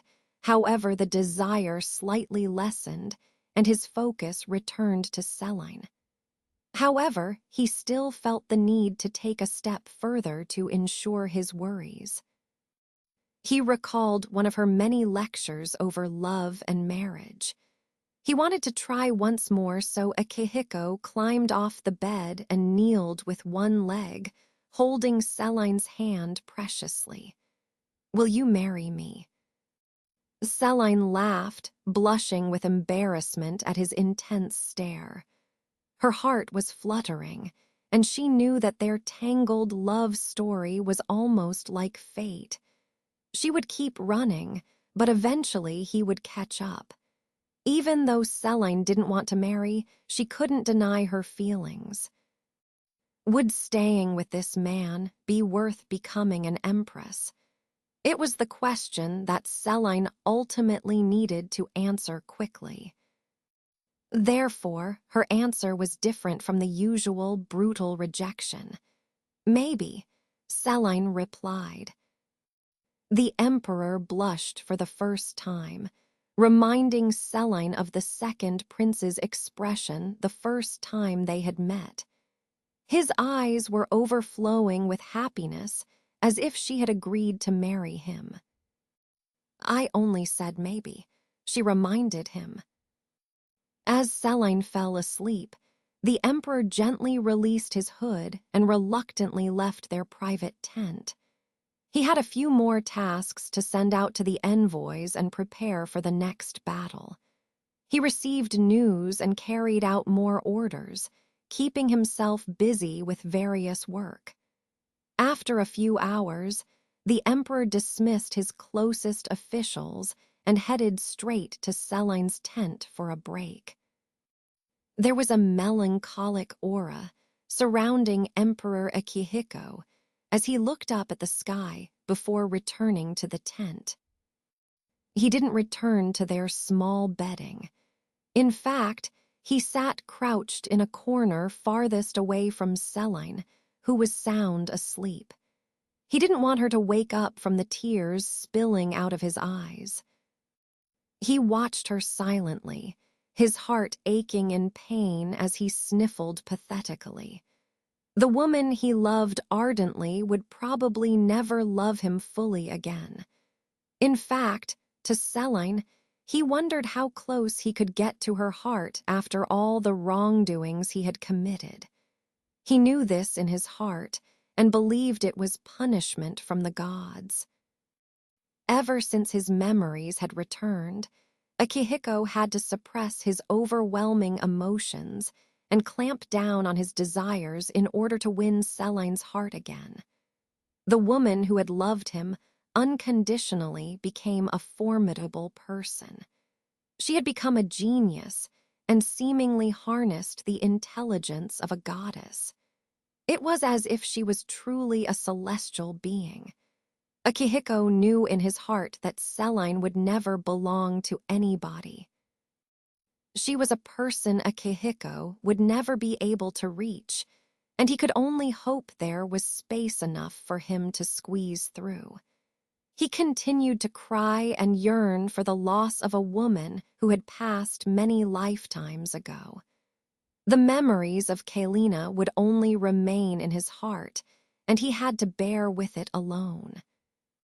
Somehow, it was much harder than he had anticipated, and it felt as if someone had stabbed his heart. The next morning, Selene and Akihiko immediately sat down for another serious conversation. The topic was Xavia, the Zionate emperor's concubine. After Selene realized that Xavia was actually some sort of evil being, she immediately realized that the concubine was probably possessed. When I saw her on the battlefield, she nearly looked like a corpse. Maybe Xavia is a rotting, empty shell that the devil possessed, she wondered aloud. Yeah, the body itself is probably still alive, but barely. The body is heavily malnourished and on the verge of death, which makes me wonder if the devil will find a new host. Selene sighed, unable to grasp the present situation.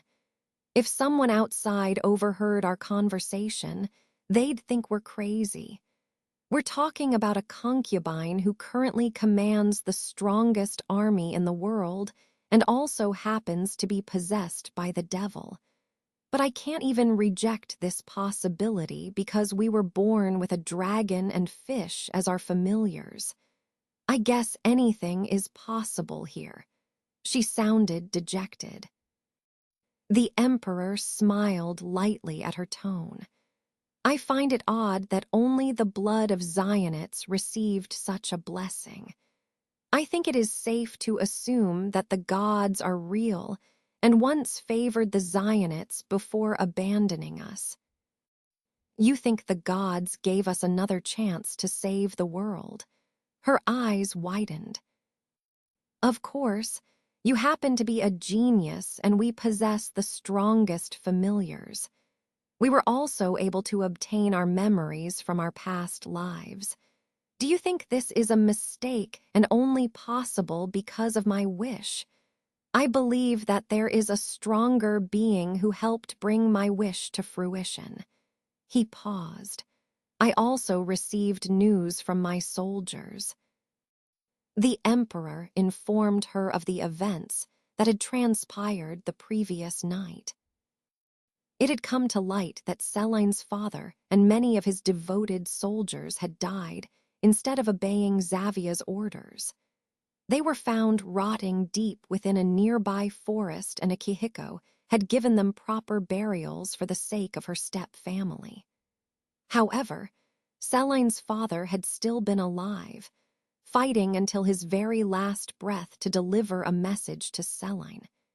He had informed the Emperor of Xavia's mind control and Emperor Laith's condition, along with a wish for Seline to protect his wife and son.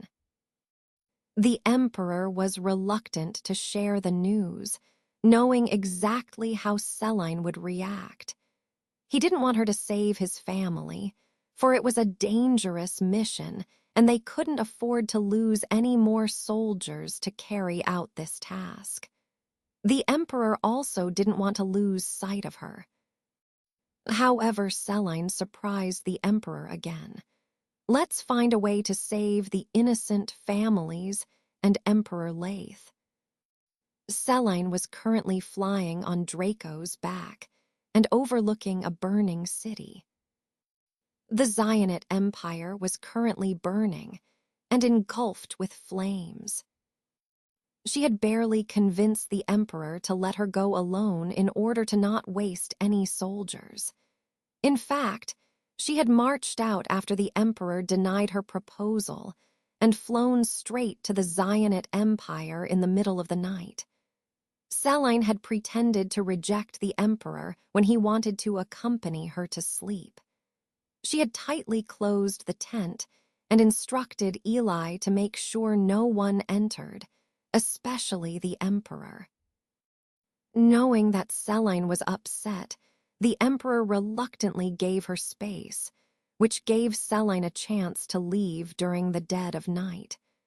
However, she regretted this decision and wished she had came as a group. The ashes fell down like snow as if the world was ending. As she looked down at the melting buildings and terrifying black smoke, Seline realized she could only save a handful of people. She only had two choices: save her step-family and leave or return with a bigger group to put out the fire. However, even if Draco used water to put out the fire, he'd run out of energy to save and carry her back. If she went to call for help, there would be no one to save. Right now, the fire was spreading too fast for her to save the city, and Seline had to make a quick decision. The consequences of her future actions made her tremble and shake as she located Orin and his mother. They landed on a safe spot in the middle of the market. Seline had helped the Emperor install a fountain in the middle of the town square, creating a water system that had made the town cleaner. Now, it was the only structure standing as the fire burned through the city. A group of people stood inside the fountain, huddled close to one another, and soaked in the water, hoping that it would save them from the fire. They were the survivors who had somehow escaped the flames before it engulfed their homes. The people saw Selene and cried out in relief. However, the crowd became silent again as they realized she was the only person who had come to save them. She desperately scanned the crowd to find the duo and was overwhelmed with the feeling of helplessness. "Selene, you came to save us." A small boy called out to her, jumping out of the fountain to run towards her. His eyes were filled with hope as he dragged his mother by the hand. "Oren." The mother struggled to jump out, and Selene saw the bulge in her stomach. "She's fucking pregnant."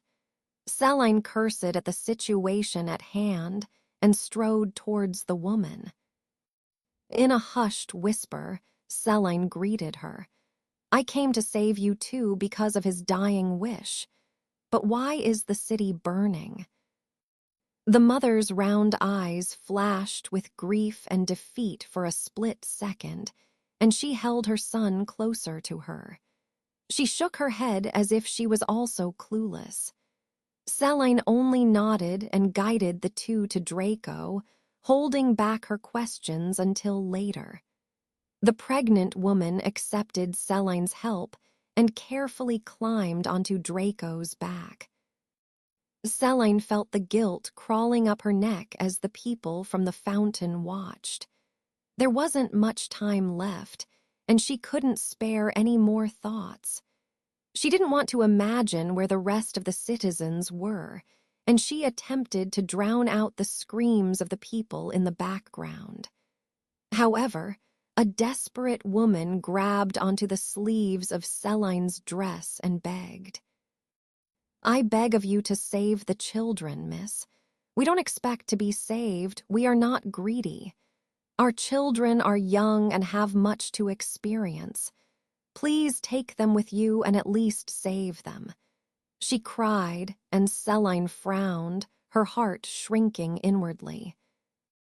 It thumped loudly against her chest as 4 small children were ushered towards Selene. Each child cried, not wanting to be separated by their families. Selene swallowed a sob as she realized they were the only surviving children in the group. There were only a few families in the fountain, and all of the adults' expression was resolute. They knew that Selene couldn't save all of them, and the adults collectively came to a silent agreement. They exchanged a single glance and looked at Kaline. They put up a strong front and looked at their children with the kind of love that moved Selene's heart. The parents weren't scared of death. In fact, they trusted the strange woman who had come to save them. It was eerily peaceful as the parents embraced their children for the last time. She helped the children climb onto Draco's back, and they all clinged to one another. After a few minutes, Selene looked back and felt a tear trickling down her cheeks. "I'm sorry." The adults looked at Selene in amazement. It looked as if her tears were made out of crystals. They were only thankful that the children would be saved, and the savior appeared to be a maiden from an old legend. They felt rather reassured that their children would be in good hands, and they smiled. "Don't be sorry, miss." Selene climbed onto Draco's back, who slowly drifted upwards as the flames began to reach the town square. The children cried as they watched their parents grow smaller like ants. Selene broke down at this scene. However, she mentally clutched her heart and gripped Draco. "Until we meet again," a mother shouted. "Live the life you want. I will always love you. Always do good." The parents had appeared strong for their children until the very end, smiling and waving at the children as if they too would be saved shortly. Selene carried out this mission alone and brought them to her mansion, offering refuge and a new home for the children. The siblings were excited to see Selene and their new family members. Ikika and Easy's mother quickly greeted Selene's stepmother, who was exhausted from the travel. Meanwhile, the children were confused and needed time to adapt to their new environment. However, Hala welcomed them warmly and nearly cried once she heard their stories. Selene felt numb as she returned to the battle grounds alone. The Zionite Empire had truly fallen. The empire that Laith had loved and wanted to protect. The empire where Selene spent her early years with Akihiko.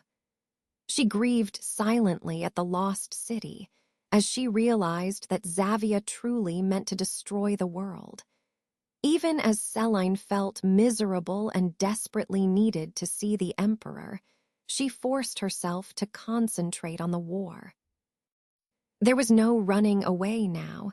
Selene had to gather all of her knowledge and skills to defeat the evil in this world. This was her sole purpose. The tears slowly began to dry as she flew quickly. Her newfound sense of purpose drove her to another length as she felt strength and feelings of vengeance mixing seamlessly together. Selene traveled for many days without any rest. She didn't want to stop, and the thought of stomaching food made her nauseous enough. It felt as if she was traveling in hell, and she became increasingly anxious as she was flying alone with her thoughts. Draco, who worried for his master, sped up his pace and never landed once. Selene only looked onwards and remained sane for one reason, to see Akihiko. She desperately wanted to run into his arms and lean her head against his comforting chest. Her heart tumbled and squeezed painfully as she saw his tent coming into view. There, Akihiko stood tall outside of the campsite, waiting for her arrival. He also appeared exhausted, as if he hadn't slept a wink. He looked relieved, worried, and frustrated as Selene came into view. He had heard that the Zionite capital had burned into ruins. He had barely slept a wink as he had desperately searched for Selene everywhere. Akihiko was Selene's pillar, a companion during the hardest and the best times. She just needed him near, and she jumped off of Draco's back before he could even land. She ran to Akihiko as fast as she could, and he widened his eyes in surprise. Joy spread across his normally blank and unreadable expression. The Emperor realized how much he meant to Selene, and he forgot his worries. As he spread his arms out wide, Selene recalled a poem she had read many years ago. "Because it was so hard to come to you, let me have your best caress." Just like that, Selene melted perfectly into his arms, almost as if they had become one. Selene was woken up from the overbearing sound of a war cry. She had momentarily taken a nap after working hard the previous night with her weaponry. 7 months had passed since the gruesome event. Now, Krasja and the Zionite army were battling ruthlessly, without a clear forecast of who was winning. Krasja was at an advantage because of Selene's advanced weaponry and Akihiko's military tactics. The Krasjan army made up for their lack of numbers with skills, the Emperor's leadership, and the allying countries' collaborative efforts. The Zionites' only advantage was the sheer number of soldiers within the army, since it was currently the strongest empire in the continent. They moved relentlessly and fought like savages, disregarding any implications of morality. They utilized military tactics such as ambushes, surprise attacks, and even confused their enemies or targeted their weakness. It seemed as if Xavia's army had no consideration for any of the civilians and brought destruction everywhere they went. The emperor altered his military strategies to keep up with the Zionists' mercilessness while upholding the strongest degree of honor. The Christian army won a series of battles by outflanking, wearing down, and encircling their enemies. It was an unending cycle as Krascha deflected every dirty scheme the Zionists had planned. Xavia only wanted chaos instead of control over the land. The Zionists were controlled and ordered to fight until they dropped dead, which made it difficult for Krascha. The world was spiraling downhill as Xavia brainwashed and recruited more soldiers before Krascha could get to them. It was months of endless, bloody fights across the world. However, it was difficult to track and pinpoint Xavia's location to end the pointless war. Sir Vigos had sent a letter hypothesizing the devil's mindset based on Celine's conjecture that Xavia was possessed. If it could possess a stronger body, it would have already possessed Emperor Laeth's. However, since the evil being only remained in Xavia, it meant that there was a specific host that it needed. Perhaps Xavia was already a black magic user with enough power to become a host for such an evil being, or perhaps she had entered a dangerous contract. However, the countries had already established Xavia's thirst for blood. The Zionist Empire had completely fallen to ashes, and the concubines' army set aflame each city they invaded. Even Krascha's capital was under attack, although Sir Vigos had protected the civilians well due to Celine's advanced weapons. After suffering for many months, the harsh winter brought dwindling resources. Celine had spent her free time developing and improving many of her weapons, yet refused to introduce them to the world until they were perfected. For the Emperor, it was a weapon that could have won the war within a month. However, Celine couldn't mentally handle how the world would change with the introduction of the first gun. It was a long and difficult process to manufacture the weapons by herself, let alone making the blueprint. She had been sidetracked with the mission of creating helmets and earmuffs to block Xavia's brainwashing tactics. However, after finishing the mass production of those items, she had finally been able to work on her own project. She had first replicated a Chinese fire lance using a hollow bamboo tube with gunpowder. Then, gradually, she had crafted assault rifles using composite materials. She was grateful for gathering knowledge and being a genius engineer in the previous world, focusing on how to make machines and constantly finding ways to improve the standard of living. So far, Celine only created a dozen Chinese fire lances, 1 rifle, 3 revolvers, 4 shotguns, and 2 small grenades.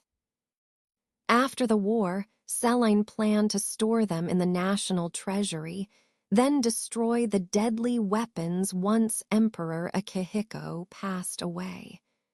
She had given the rifle and one of the grenades to Sir Vigos, while she took the rest with her.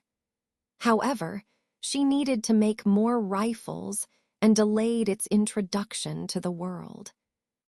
The Christian army was tired and wanted to go home.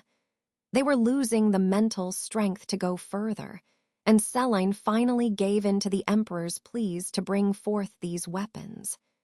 It was a grave meeting, and the private tent was filled with tense eagerness. The private tent consisted of the strongest soldiers with the highest degree of precision, coordination, swordsmanship, and virtue. The emperor had personally disciplined each man, encouraging their spiritual and physical cultivation. They were his best men whom the pair could trust when it came to such lethal weapons. However, Selene and the emperor grimly watched one another as she unlocked a tightly shut case.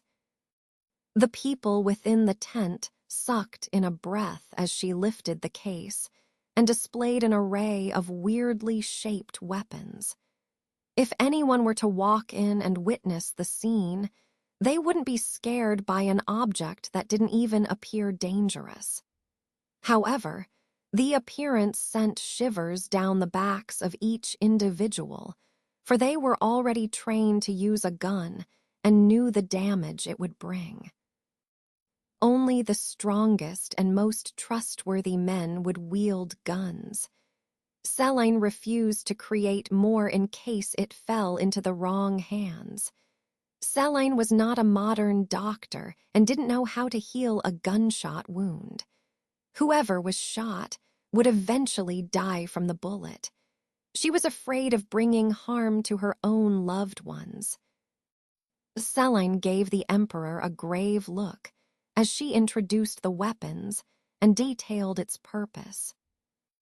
Over the months, Selene had grown closer to Akihiko, seeking comfort from him every night after a difficult day of constantly treating soldiers.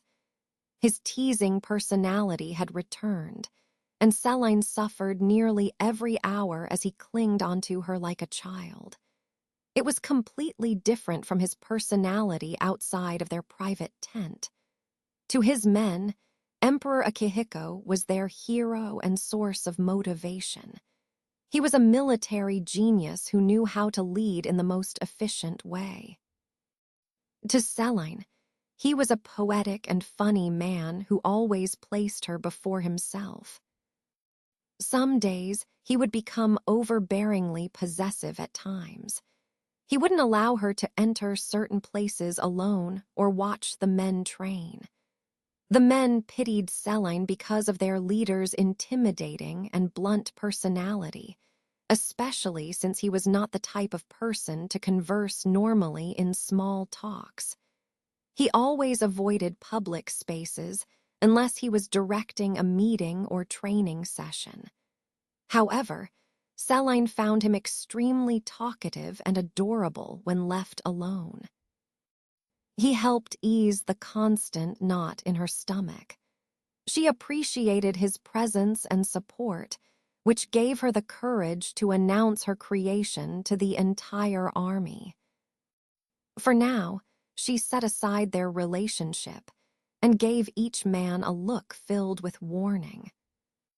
Selene walked out of the private tent where the army was gathered to hear her addressing speech. She stood before armies from multiple alliances. They were present to fight the biggest battle before winter hit them hard. She noticed the sunken eyes of each man and frowned. Their eyes had lost its youthful light. Even Eli and Aaron, who had healed completely, stood in a depressed manner. They all wanted to go home before the winter would arrive. I know you are tired. I know you are thinking of your wives, children, and loved ones.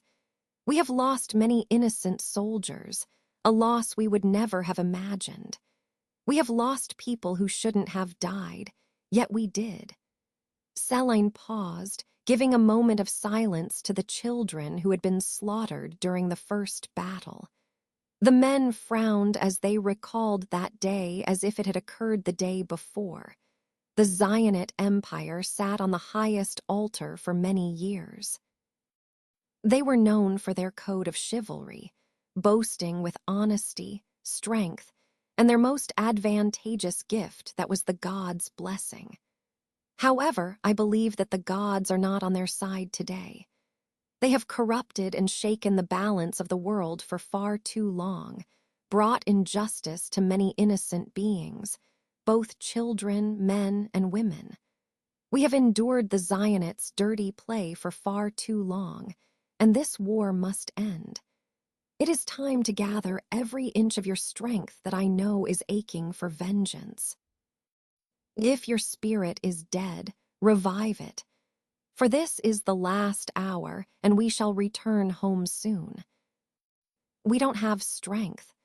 A man groaned, as if he was tired of hearing motivational speeches again. They're too evil. We're fighting devils. The crowd groaned, whispering amongst themselves until they finally settled down to hear the rest of the lady's words. When has the devil ever won? Celine snapped. I am up here to announce a grave matter, one that will change the course of history as I know it. I fear that the use of this new weaponry will bring forth a humanitarian debate. However, this war must come to an end, and we must focus on the safety of our men. I must choose this path to reduce the loss of Christian lives today, but I am not sure if it will tomorrow. Announcement, hey guys. Xavia wore a smug smile, or whatever her twisted expression meant to display. She stood behind her men, holding onto the horse despite appearing malnourished with her skin outlining her bones. They were located in the same field as the first battle, right where it all started. Both sides had grown in numbers, partly because of Xavia's brainwashing method and Emperor Akihiko's attempt to gather multiple countries into an alliance to keep the world from falling apart. It was a fight between Xavia's army and the army that couldn't be controlled by her. Akihiko ordered to never take out their earmuffs and helmet, and with Celine's added protection, their army almost seemed formidable. They hoped that this would be their last battle before the winter storms hit. Emperor Akihiko and his men were more confident than ever.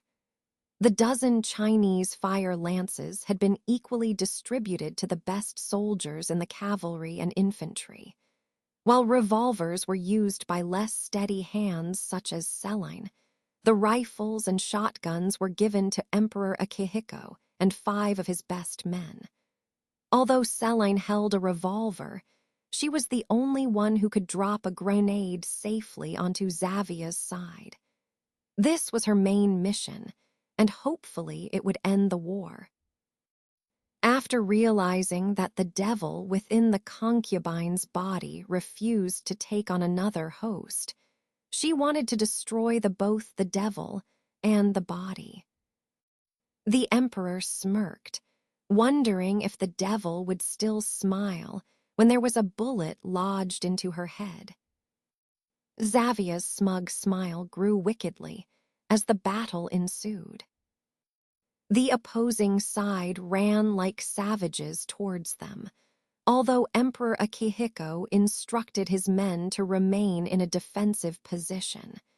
They nervously stood still, impulsively tightening their grip on their weapons.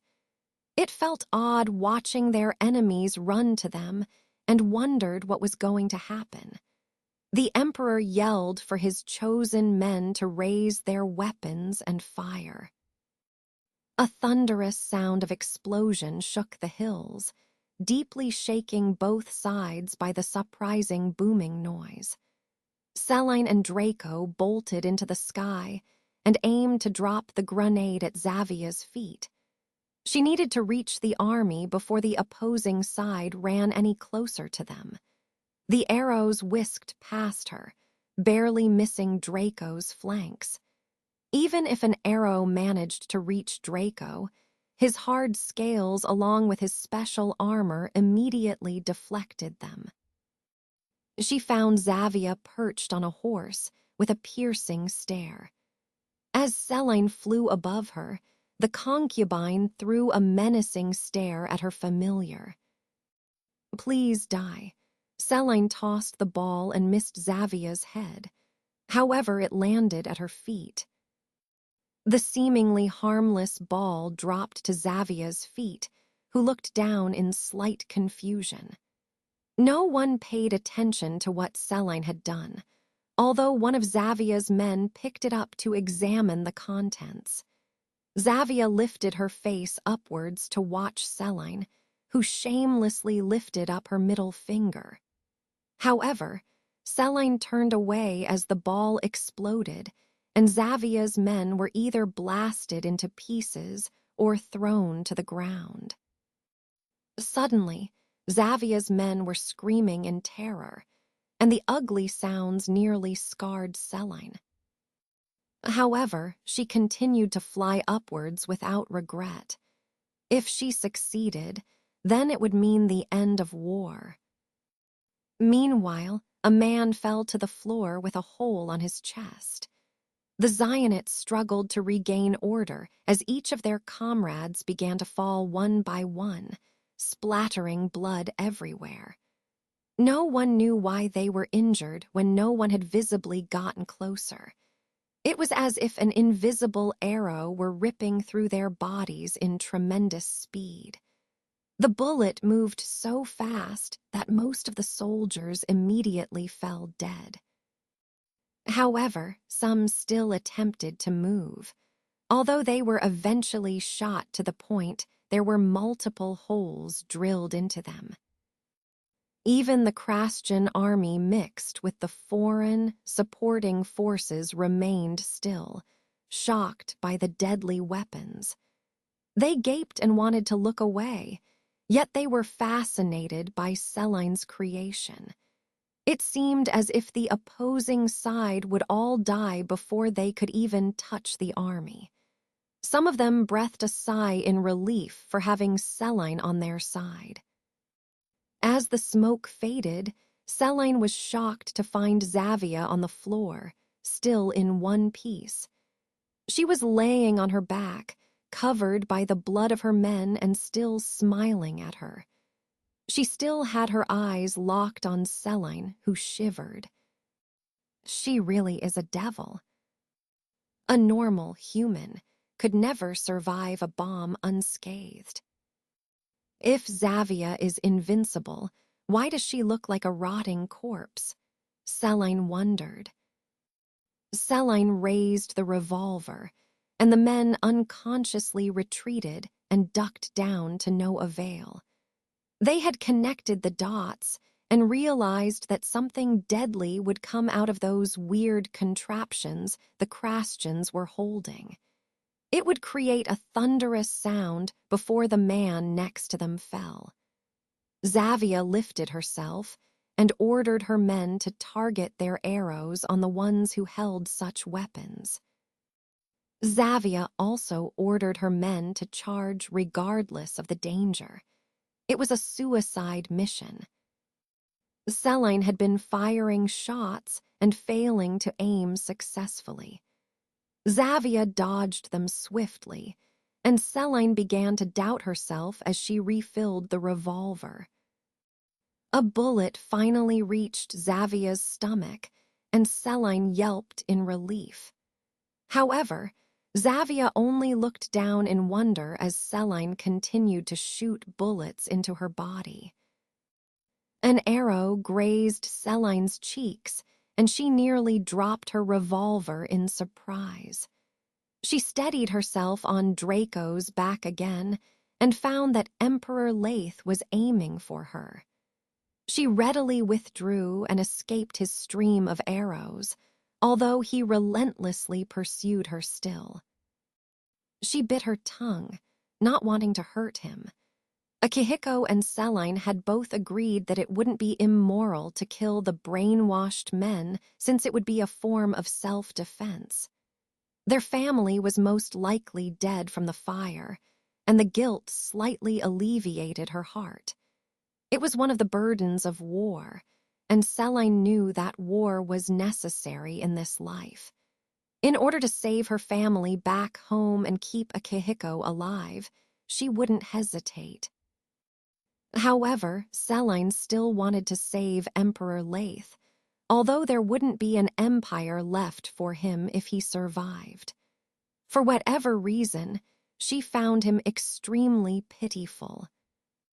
To his surprise, Selene still ordered the men to never touch Emperor Leith and to flee instead. Emperor Akihiko objected and had angrily walked away. "If he is killing my men and dares to touch you, I will take the matters into my own hands. I'll handle him. Give me a chance to talk to him. Then I might as well give each of the brainwashed men a chance to talk," he snapped sarcastically. As Selene stared straight into the Zionate Emperor's eyes, she knew she should shoot Leith. He would not give her mercy, and his mind was probably damaged already, but she still hesitated. Selene was filled with rage as she thought about Yasna's death, but she also felt pity for a man who could have been a great emperor. The boy she had grown up with was unrecognizable now, and his brilliant blonde hair and tan skin had become coated with mud and dirt. Now, he just burned holes into her with his eyes alone, as if he wanted to tear her apart. "Can I still save him?" She beckoned Draco to hold him down to see if he could recognize her. In her moment of weakness, Selene foolishly believed that she could save the innocent lives Xavia had brainwashed. Meanwhile, Emperor Akihiko lowered his rifle and witnessed the terrifying scene of Selene flying towards Emperor Leith with a seemingly determined look. His heart dropped immediately. She wore the same look as Selene from his past life, blindly believing in the man whose memories had been erased. It gave him a twisted sense of déjà vu, and dread filled the pits of his stomach. Without wasting another second, Akihiko aimed his rifle at Leith, who had already lifted his sword at Selene. If it was for Selene, Akihiko did not hesitate to target his brother. The bullet ripped through Leith's arm, and the sword fell out of his grasp.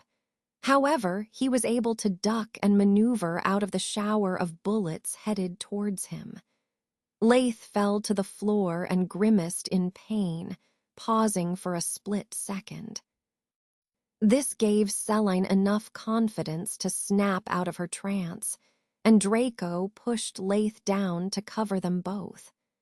Akihiko immediately refrained from shooting, rushing to approach their side. "Leith," she yelled, watching the fallen emperor uselessly struggle to escape his grasp. He had actually been shot multiple times and didn't have the strength to fight anymore. However, Xavia had commanded him to kill until his very last breath. He wanted to kill on impulse, unable to fight the strong urge to shed blood. His hungry eyes made Selene resolute. There were no tears to shed as she realized Leith was probably struggling internally. If he was to regain his consciousness, it would destroy his mental state with the sins he had committed. Selene knew he would be killed by Akihiko's hands if she let him be. However, she couldn't allow him to commit fratricide. Selene was going to kill Emperor Leith. "I'm sorry, Leith," Selene stammered. Draco shielded his large stature to block the screams of the armies and terrain of bullets flying in the background. Therefore, even though she spoke very softly, Leith could hear every word. He glared at her icily, growling like a caged beast. "I just wanted to speak to you once. I know I can't save you, but I really wanted to." Selene murmured, "There were too many deaths, and I know it's not your fault. If you can hear me, know that I forgive you for my friend's death." Selene slowly grabbed the hilt of Leith's sword, hesitating as she noticed the tears in Leith's bloodthirsty eyes. He struggled less, as if he had also accepted his fate. The lines on his forehead was less wrinkly, and he seemed to look resolute, as if her soft voice soothed his angry soul. Too many innocent lives were lost in your hands. Even if I forgive you, even though you are still controlled by her and those deaths wasn't actually your doing, I can't say it's the same for everyone. I'm sorry. I'm not even sure if my words are getting through to you, Your Majesty. She raised the sword, aiming straight for his heart. However, the sword quivered, and Celine felt terrible. This is for all the lives you have taken, and for failing as the protector of the Zionite Empire. Celine paused for a long time, unable to proceed. She had never killed anyone, and stabbing her childhood friend with her sword pained her. She was also a modern woman from the 21st century who strongly advocated against gun violence. The irony distorted her expression as she pointed to his heart. However, Celine's time with Laith were buried so deep in her memories that she could barely shed tears of pity. What terrified her was killing another human and ending his only life. Laith finally spit out, and Celine stared incredulously. Just kill me. Celine, he begged silently, his eyes filled with grief and agony. His voice was rough and cracked. He was battling internally, and Celine was amazed that Laith managed to even speak with Xavia's brainwash. He also seemed shaken by how he called out for her name just now. Just kill me, he screamed desperately and thrashed around. Unable to see him suffer, Celine hurriedly lifted up the weapon and aimed for his heart. Unfortunately, her arms trembled too much and she slipped. The sword stabbed into his upper abdomen instead. The sounds around her was completely blurred out. She immediately felt disgusted by the sound of his ripping flesh and fell to the ground next to him, shivering all over. The sword remained settled into Laith's stomach, and he slowly ripped it off with a low grunt. Celine was covered in his blood, and the stench filled her nose until she hurled to the side. His subdued body eventually seemed to grow increasingly calm. He only looked into Celine's eyes, as if he had finally recognized her. It wasn't a spell. As long as you are afraid of something, she can manipulate you. The fallen emperor blurted, then writhed in pain again. Fear and sin is her driving force. She can be stopped, but not destroyed. His eyes widened in shock as if he had revealed a deep secret. What do you mean? Celine frowned at his ambiguity. She couldn't understand why the Emperor was helping her right now. Why did he look at her as if he recognized her, Laith? I feared that I would harm you one day. He smiled weakly for the first time, as if he was freed from some sort of burden. And you were freed from her control when you realized I defeated you. Celine finished quietly, while Laith only nodded. Her state of helplessness increased as the tragedy befell them both. Your Majesty. Don't worry about me, just don't let her destroy the world. He winced, wheezing at his growing pain. Then how do I kill her? Celine desperately asked. He will know. He looked past her, and Celine could feel Akihiko's presence from her back. He had been treading towards them, worry for Celine written all over his face. He had tried to run as fast as he could, and once he realized that the blood wasn't hers, he relaxed slightly. A long moment passed, and Celine was at a loss for words to say. Guilt was plastered all over her face as she felt like an idiot. She still wanted answers on what Xavia was, and if there was anything Celine should be aware of before facing her head-on, yet she couldn't bring herself to ask. She knew that Laith was slowly losing consciousness and didn't want to interrogate a dying man. Celine also felt as if she could guess the answers herself and felt the questions die at her tongue. "You idiot. You should have stopped me from killing you. Why don't you live and work hard to redeem yourself now?" Celine muttered bitterly. She held onto his hand and felt him squeeze her gently. She wasn't sure how to heal such a deep stab wound in the middle of the battlefield. He was losing too much blood, and she had nothing to wrap his injury with. "I destroyed my country. All the blood that was shed is in my hands because I gave her the power." He spit out weakly, his voice growing smaller. Celine could only frown deeply, feeling sorrow for the fallen man. "All I ever wanted was you," he whispered and coughed up more blood, staining her feet. She bent over, ignoring the bloodied appearance, to kneel before him.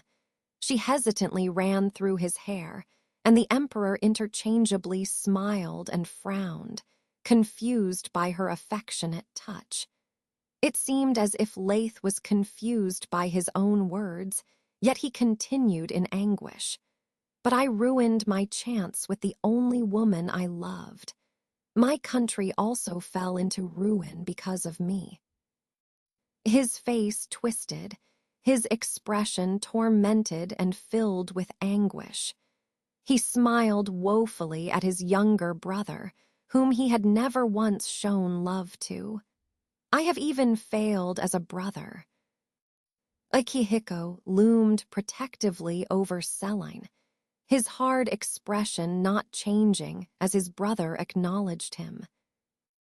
He looked at both of them in awe, and Celine realized that Laith wanted to leave this miserable life behind. What she had given him was probably mercy. "I'm sorry." Celine still felt guilty as she had forgotten about the Emperor's existence and continued to live well without him the past few years.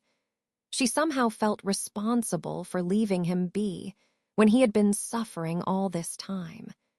There was nothing she could do, so she stayed with Emperor Laith for a long time. "I will remember you as a wise emperor. You always had the best intentions and shined bright like a sun. May you rest in peace." Her voice broke, and she held his hand tightly, wanting him to hang on and live. The Emperor gave her a warm smile, his eyes shining a little more brightly. "Don't be sad or ridden with guilt. This is the price I must pay. Now I want you to be happy. End this war and live well, Celine." Till the very end, the Emperor, who was once destined to be the wisest and greatest Zionite emperor, never showed a hint of pain as he smiled softly at the woman he loved. It was all he ever wanted, to die in the arms of his love. For Laith, it wasn't such a terrible end for all the sins he had committed. When he took his last breath, Celine released a terrible cry. She felt as if the people around her continued to die slowly. She held onto Akihiko as if he would leave any minute too. It was a cruel world, and there were no happy endings to these innocent lives who had been manipulated and brainwashed. She cried for all the men who had been and would be killed today. She cried for being weak and shedding tears pathetically. However, Akihiko embraced her tightly and whispered sweet words into her ears. They were huddled close, hidden from view because of Draco's impenetrable shield. Meanwhile, the war continued to wage on. Xavia was increasingly frustrated at her weak men who fell too easily. Her eyes were said to have turned into a terrible shade of red as she disappeared within the crowd of soldiers. The war could only end until every man on the opposing side was dead. The Zionists refused to retreat, and Akihiko's men had no choice but to fight onwards. Even after the last remaining bullet was fired, Akihiko called for the infantry and cavalry to finish the remaining soldiers. He tried to gather the enemies as prisoners of wars, yet they were too strong to pin down. Selene bowed her head low as more men continued to die. Selene watched with remorse, scouring the fields for the concubine, who was nowhere to be found. "I think I found her." The young soldier was impaled by a spear as Xavia attacked relentlessly.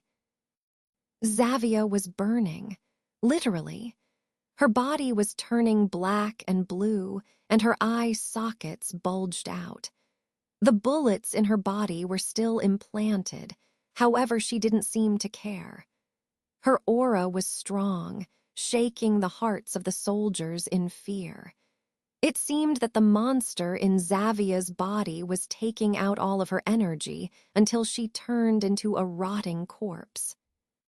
"This is your end." Selene narrowed her eyes at the dying figure.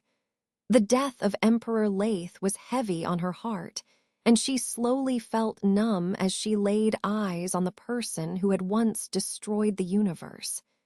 She climbed down from Draco's back and walked towards Xavia, who stood defenselessly.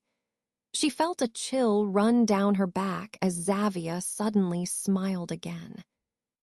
However, just as Akihiko was about to approach her, a man from their side began to scream. The young soldier was a part of their infantry.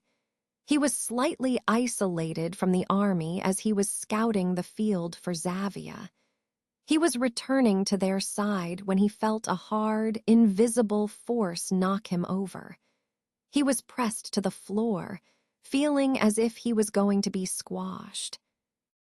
He screamed in alarm, alerting the rest of the soldiers. "Help," he muttered, but it was too late. His head suddenly seemed to explode as if an animal had crushed his body. Selene and the rest of the soldiers widened their eyes at such a disturbing occurrence. They could barely register what had caused the soldier to die in such a way when they too felt an invisible force knock them over. Log. It was as if someone was pinning her to the floor, trying to smash her head against the floor. She heard Xavia's high-pitched laugh ringing into her ears. "Did you really think a helmet or one of your toys would stop me?" Selene's stomach filled with fear as she realized an invisible army was attacking them. She didn't want to know what kind of army it was, but anxiety filled her heart once again as she didn't know where to aim. Draco seemingly kicked something from her back, and the force was suddenly gone. Before she could raise herself, another stronger force kicked her stomach hard. Selene bent over in pain, and Draco released a dangerous growl towards whatever was in front of her. She couldn't see what was happening between the two, but Draco had successfully scared it away with its tail. "Get on Draco's back. They're scared of our familiars," Akihiko yelled. Without sparing any more thoughts, she immediately clung to Draco and climbed, while soldiers ran over to them. She looked back to see Akihiko struggling to fight off invisible forces, appearing ridiculous as if he was fighting air. However, he seemed as if he knew exactly where to aim and move, for he didn't struggle as much as her own comrades. Selene realized that Akihiko might be able to see the invisible armies too. "Draco, can you see it?" she asked, and her familiar nodded its head in response. She didn't want to ask if they were human, and instead came up with a plan. Then can you scare whatever's attacking them away? Can you hurt them? Without a response, Draco sprang into action and seemed to have flung some of the invisible soldiers away from her comrades. She spotted Eli and Aaron in the far back, struggling to escape their grasp. Save them. She beckoned Draco to fly towards the boys, motioning them to climb onto Draco. She couldn't fit everyone onto Draco's back, but she would help the soldiers as much as she could until Akihiko defeated Xavia. Selene gave Akihiko a final look, and he nodded in understanding. She trusted the Emperor, for Selene believed that only he could kill Xavia now. Only Emperor Akihiko could see the monstrous, invisible force of armies attacking his men. Seeing their deformed, rotting appearance, it was rather a blessing that his men and Selene couldn't witness their terrifying form. It was impossible to kill them, for they were already dead. Xavia had tampered with black magic and the evil spirits. Whatever human being Xavia once was had completely disappeared. There was not a single trace of the original soul within the body. Perhaps she had already passed into the next life if she was forgiven by the gods. It was just an empty shell. He had to stop whatever was in Xavia's body in order to end the war. He was worried for Selene, knowing that she would reach her limit soon.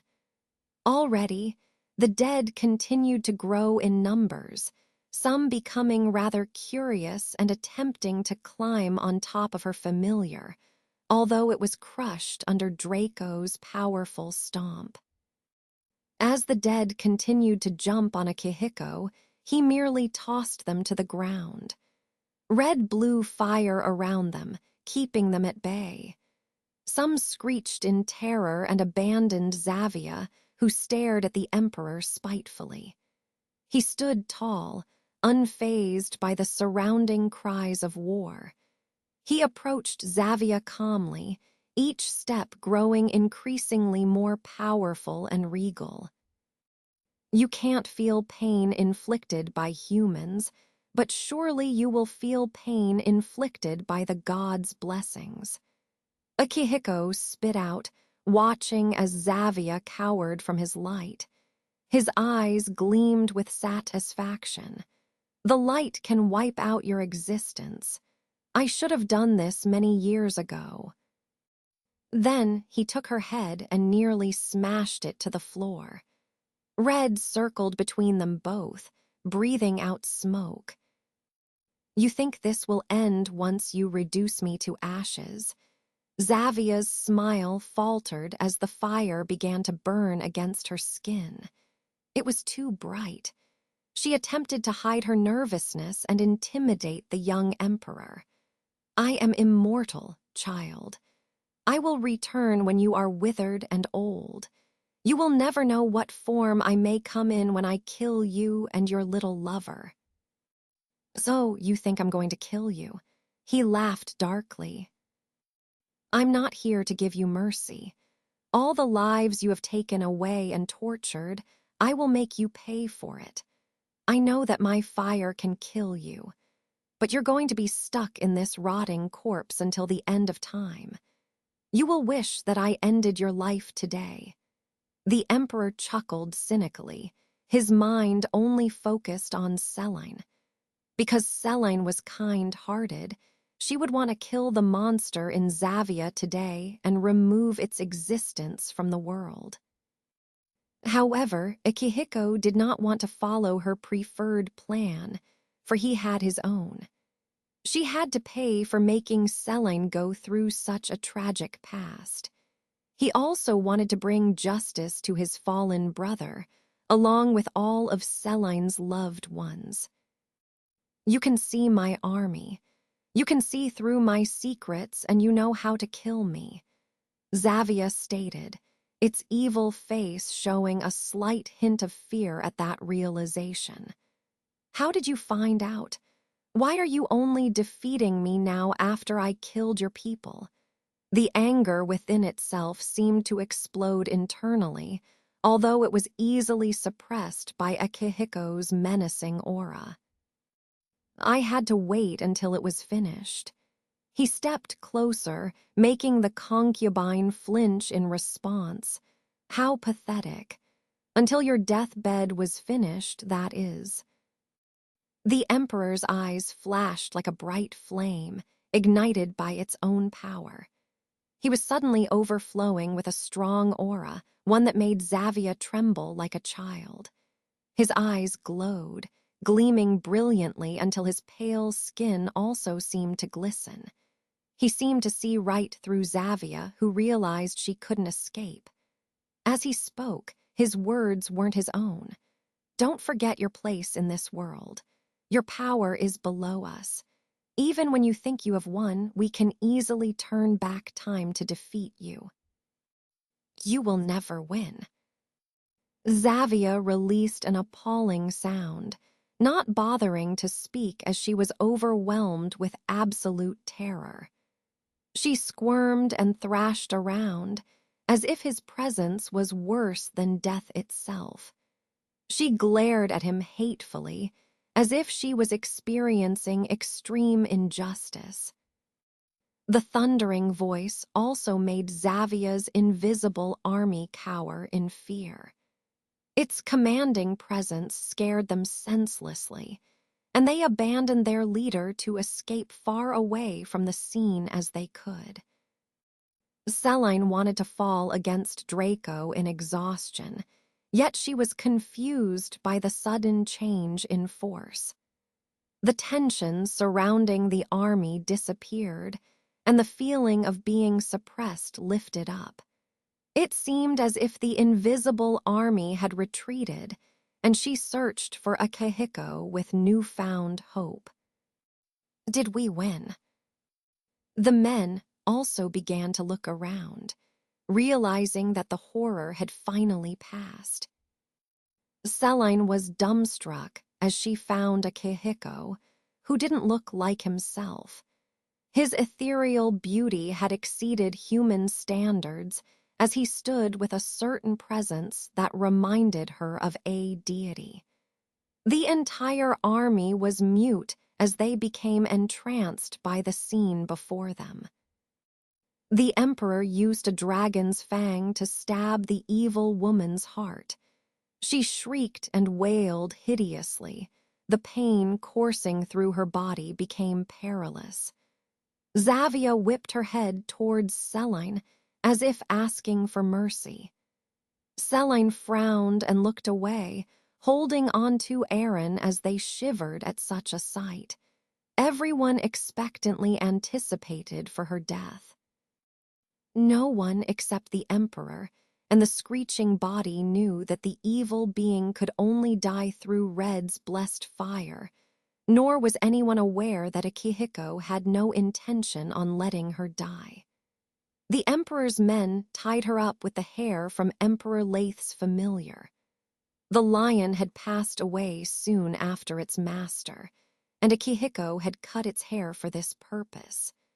Nothing could harm or tie Xavia up as efficiently as a piece from the god's blessing. The dragon's tooth was from Red himself, and even the casket that his men brought over was marked by the individual scales Red had lost through his injuries.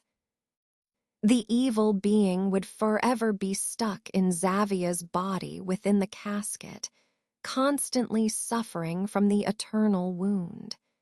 She would finally be in the dark, engulfed by the flames she had wanted the world to suffer through. Then the Emperor whispered quietly, chanting spells to fully seal the casket.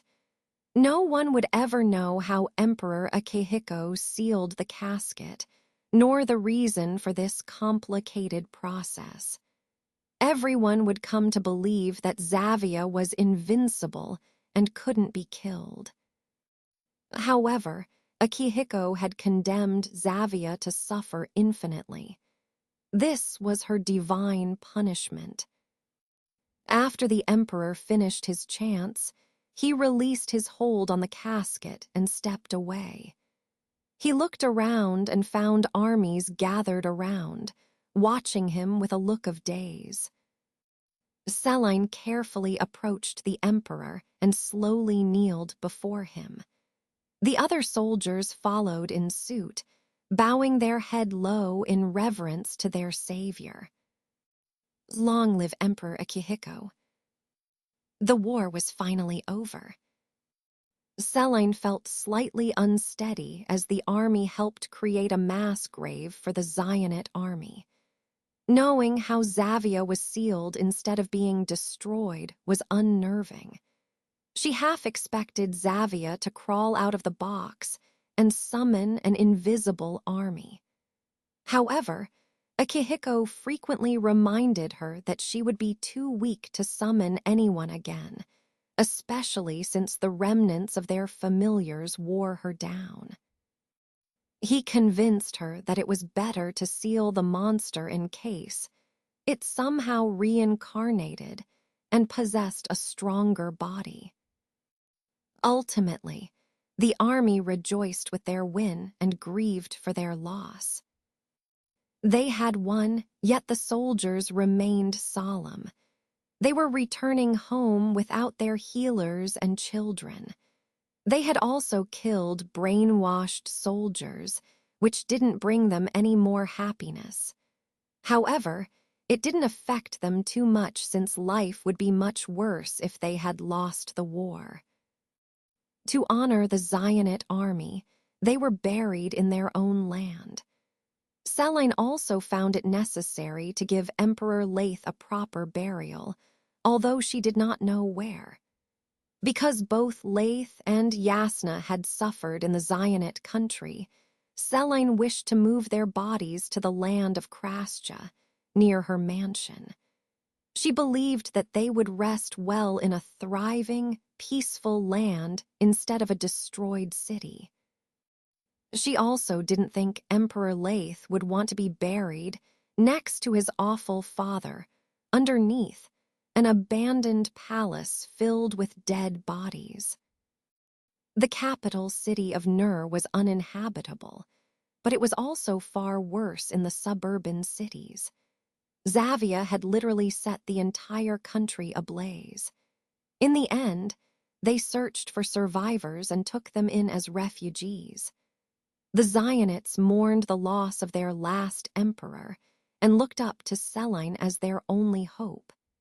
In order to officially carry out these orders and welcome the Zionites into Krasja, Celine was named as the Empress of the Zionite Empire, for she was the last remaining noble in the family. She found it pointless to claim such a title, especially since the entire land of Nur would eventually be buried by sand in many years to come. She had no intentions to revive the country, nor did she want to work her whole life to rebuild an empire she always despised. However, she reluctantly agreed to the title in order to reassure the refugees, hoping that her stepbrother Oren would take on the role later in life. The return home was delayed for several more months as the emperor organized and created treaties for their allies. Thankfully, the hot desert protected them from the harsh winter as they spent many days traveling through each city. They were constantly met with parades and different forms of celebrations. Celine in particular was painted as a war goddess. As they finally journeyed back home, Celine suffered from night terrors every night. Her heart was worn out, and the death of Leith brought her mental state down to the point she had lost too much weight. She believed that her nightmares and anxiety would decrease, but this was no fairy tale. Her relief and safety came with a hefty price. Some nights, Yasna cursed and beat her for grieving the death of Laith. Other nights, she watched as Laith's innocent youth was destroyed by her own selfishness, until Xavia and her wicked army brutally murdered her. It was even worse when she experienced nightmares where Akihiko was ripped from her arms and thrown into the casket instead, while Celine suffered in a pit of fire. Her imaginations grew wilder by the night until it affected her daily life. On the last night, Emperor Akihiko grew frustrated, unable to keep in his anger and stress. On this particular day, Celine had only taken a small bite of her dinner when she had thrown up. She had dreamed that her family in Krasja were shot dead by the weapons she had personally made. She woke up in a cold sweat, constantly opening her box to check on the weapons every hour due to her paranoid state. The soldiers watched sadly, as if they were watching a broken human.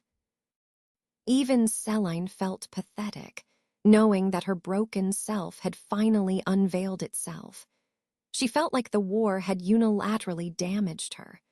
For many years, she felt as if her mental growth had plateaued. It was haunting the back of her mind for many years, and for her to finally face this awful side of her, let alone allow others to see her weakness. It seemed as if she had let go of herself.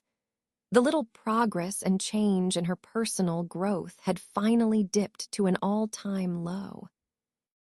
She blankly looked at her own throw-up, frowning at the disgusting aftertaste in her mouth. Aaron brought over water and gently pat her back with his small hand, while Eli cleaned up the mess she had made. They looked over at her, and their innocent gazes were filled with worry. "I'm sorry. The food is good. I just don't feel too well. I didn't mean to show you that side of me." Celine blushed in embarrassment as she felt the eyes of many observing her. She didn't want to feed into the stereotype that women were too weak for war. Little did she know that this was far from what the soldiers thought. They were worried over the woman who they hoped would become the wife of their leader. They especially wanted her to feel better since it affected his mood. "It's okay. This is nothing compared to what you've done for us." Aaron squeaked. "You are strong. You'll get over this."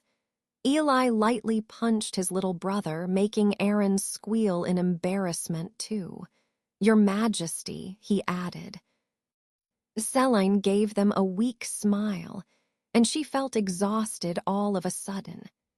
Her dejected eyes was the Emperor's last straw, for he slammed the wooden post in the stables and marched angrily towards her. "Come with me." With that, he grabbed her tiny wrist and dragged her towards his private tent. "Stop it, everyone is looking," Celine said faintly, although her movements were feeble. This angered the Emperor more, although she was placed onto his bed rather delicately and carefully. The way he handled her was surprisingly careful despite his rage. She widened her eyes as she sat on his bed. "What's the point in following us to war and wanting us to win when you're dying on me? We all suffered through a horrendous loss and killed more lives than you ever did. But you don't see us mopping around and eating nothing." He exploded on her, staring at her with a regretful look. He scanned her body closely and saw how thin Celine had become, and he let go out of fear from hurting her. "I don't know either." Celine panicked, clenching onto her heart. "You can't just tell me to stop feeling this way. It's hard for me too. I'm sick of crying all the time." "You were never once like this," he reminded her. "Then you don't know me." Stop acting like you know me. I'm not the same girl from your past life. She hit his chest, although Akihiko didn't feel a thing because her hands continued to tremble. I'm Selene, but I'm also Yonwoo. I carry scars too. You don't know what I've been through or how I feel. I didn't even want to be here in the first place. I enjoyed my first life. The words were harsh and cruel, yet Selene stated at him remorsefully. Although he was concerned for her, Selene felt as if his words weren't fair. She had done a lot of work for the army besides killing the enemies. It was as if he was disregarding her emotions and trauma just because she didn't physically train or fight like the rest of the soldiers. Was she not allowed to feel anxious or depressed from war because she didn't deserve to? However, instead of explaining herself, she sat back down because her stomach began to ache in pain. Her back had also begun to hurt, and there were aches in different parts of her body every hour. The Emperor's eyes were red and burning with anger.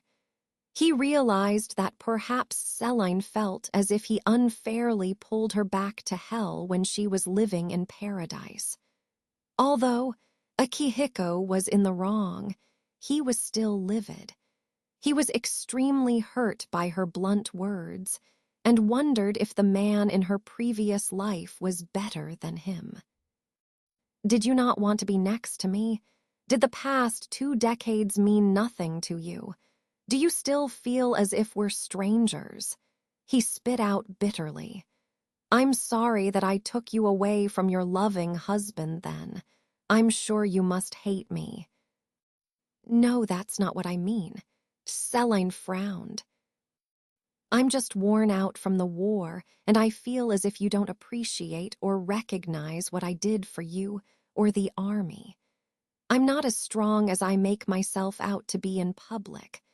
I'm not the overly optimistic Selene your past memories too.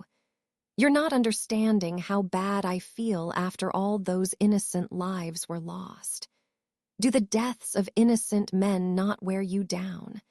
Do you not feel guilt or sorrow that your own brother is dead?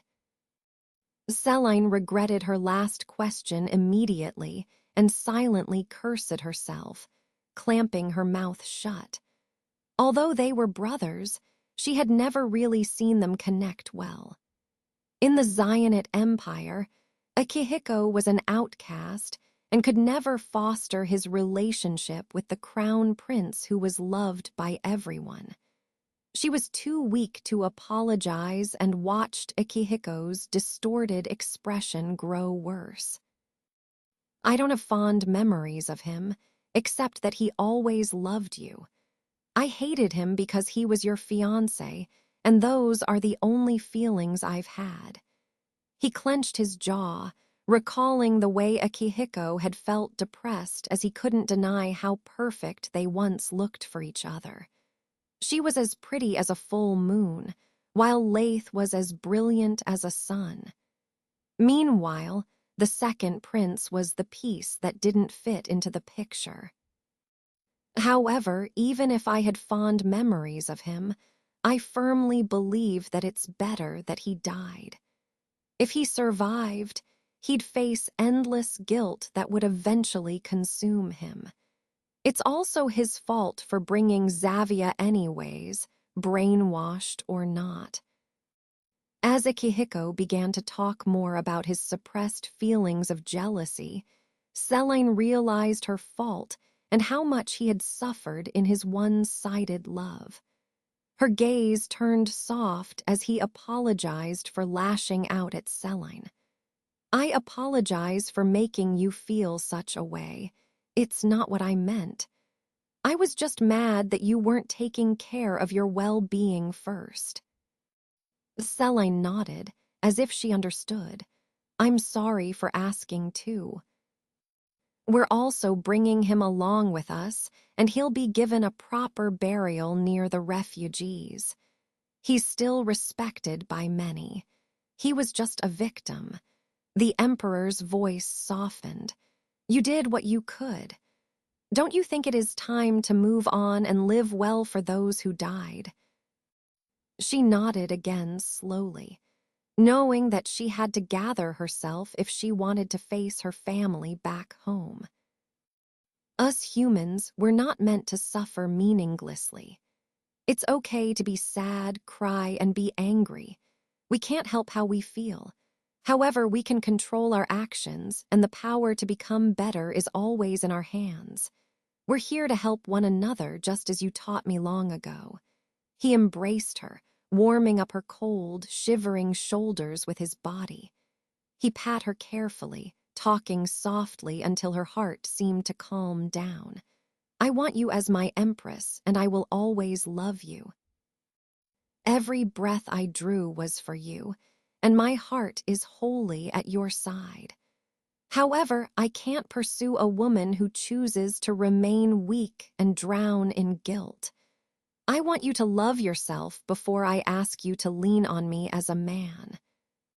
Then Akihiko released her, carefully lifting her chin up towards him and giving her a soft kiss. As he pulled away, Celine felt her body grow cold again, as if warmth had left her. Then, the emperor gave her an encouraging smile and walked out of the tent, leaving her alone. She blinked slowly as the words permeated into her heart. Celine wanted to chase after Akihiko and promise him that she would be better, but her legs were too weak. She wanted to stop him from leaving, yet she noticed the outline of Akihiko outside of the tent. She watched him stand guard outside for the rest of the night, eventually falling asleep while staring at his shadow. Although her body was cold, her heart felt warm. If you do this, how can I not fall in love with you? Their arrival had brought the entire country to bittersweet tears and victorious cries of joy. The capital mourned for the loss of the healers, while mothers wailed and cried out for their lost sons. The army marched home with smiles plastered on their faces. They cried happily and embraced their family and friends, while many families were left waiting for their deceased sons. Celine became extremely emotional at the scene before her, and she leaned onto Draco for support. She turned to the floor, not being able to watch them. She wanted to run into her family's arms. She wanted to know how Hala was doing, yet she refused to search for them. It was as if all the sounds were tuned out of her ears until there was a desperate tug on her arm. Celine was pulled back to reality and faced a middle-aged woman with tears streaming down her cheeks. "Are you Lady Celine?" she asked, sniffling. Celine looked to her right and saw Aaron clinging on to the woman like a child, and Eli gently patting the small of her back.